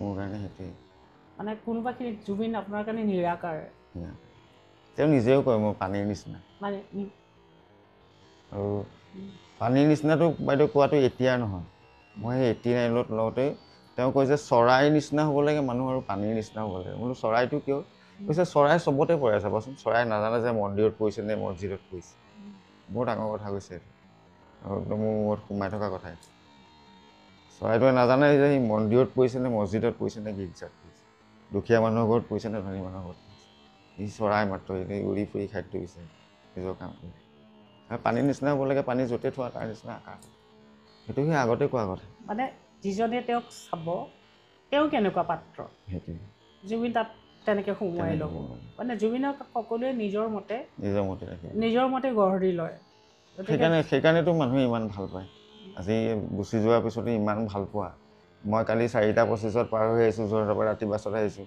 তাত দেখিছোঁ 2000 মান মানুহে গান গাই আছে ৰাতিপুৱা সেই ভাল পোৱাটো আৰু মানে অদ্ভুত মানে ভাবিব নোৱাৰা আৰু এইটো মেজাৰ কৰিব নোৱাৰি আৰু কিবা এটা চায়েন্স আছে গোটেই কি চায়েন্স নাজানো সেইটো মেকানিকেল চায়েন্সেই হ'ব নে কি চায়েন্স হ'ব দৈবিকেই হ'বনে আমাৰতো জ্ঞান একদম কম ন আচলতে মানুহে কৈ দিয়ে বহুত কিবা কিবি কথা আমি কিমান জানো নাজানো আমি 3টা ডাইমেনশ্যন দেখা নাই, আমাৰ একেবাৰে নাইকিয়া বস্তুটোৱে সেইটো, বিশেষকৈ মোৰ জ্ঞানটো, যিটো জুবিন গাৰ্গৰ বহুত আছে। কথাবিলাক মানে ইমান পজিটিভলি, ইমান বেলেগ ধৰণে চাইছিলে, গতিকে সেইকাৰণে মই আপোনাৰ ছবিখন তেনেকেই দিছোঁ, এটা আত্মা আৰু আত্মাৰো তলত লিখা থাকিব দ্য গ্ৰেট চ'ল জুবিন গাৰ্গ। এইখন আমি হয়তো ইয়াত আমি তেনেকেই আমি দিব চেষ্টা কৰিম, কিবা এটা কৰিম আমি তেনেকৈ। ঠিক আছে, আপোনাক ধন্যবাদ নিদিওঁ। আপোনাৰ লগতো মই আই ফিল কানেক্টেড। মই এতিয়া নহয়, যেতিয়া মই আপোনাক টিভিত দেখি আছিলোঁ, জুবিনৰ সেই শেষকৃত্যৰ সময়ত আপুনি থিয় হৈ আছিল, মই আপোনাৰ চকুযোৰ চাই আছিলোঁ তেতিয়া, আৰু এতিয়া মই জানো যে মই আপোনাৰ লগত কথা পাতিব লাগিব। আৰু আজি মই নিজেও বহুত অকণ আৰাম পাইছোঁ, কাৰণ এইটো মইতো ওলাব পৰা নাই ইয়াৰ পৰা, আৰু কোনেও পৰা নাই। অসমৰ সকলো মানুহে এতিয়া ক'ৰবাত অকণমান অসুস্থ হৈ আছে, কিন্তু আমি যেতিয়া এনেকৈ লগ হৈ কথা পাতিছোঁ, বা আমি যদি কিবা আমি কৰিব পাৰোঁ, আমাৰ ফালৰ পৰা যিখিনি কৰিব পাৰোঁ, কাৰণ জুবিন শেষ সময়ত মোৰ লগতেই কথা পাতি গৈছে, মই ভাবোঁ যে মোৰ এটা বহুত ডাঙৰ দায়িত্ব আছে। দায়িত্বটো কি সেইখিনি মই এতিয়ালৈকে ডিচাইড কৰিব পৰা হোৱা নাই। মই ডিচাইড কৰি ল'ম যে জুবিনে মোক আচলতে ইনডাইৰেক্টলি দি যোৱা কাম কোনখিনি, সেই কামখিনি উলিয়াই লৈ মই মোৰ নিজৰ যিটো জাৰ্ণি, তাৰ লগত সেইখিনি বস্তু অলৰেডি এড হৈ আছে বাৰু, তথাপি আৰু কিছু বস্তু তাত এড হ'ব, যিটো মই সেইটো আপুনি পাৰিব বুলি হ'ব। আৰু যিহেতু আপোনাৰ ইণ্টাৰভিউটো মই গোটেইটো চাবলৈ সাহসী কৰিব পৰা নাই, কাৰণ যিয়ে চাইছে সিয়ে কান্দিছে সাহসী। মই সেই নাকান্দো বুলি ভাবি ইণ্টাৰভিউটো শেষ কৰা নাই। এই শেষৰখিনি মানে অলপমান দিগদাৰ, শেষৰখিনি। ভাল লাগিল আপুনি মোক মাতিলে, মোক বহুত আমি লগ ধন্যবাদ পাই থাকিম। মোক বিচৰাৰ কাৰণে।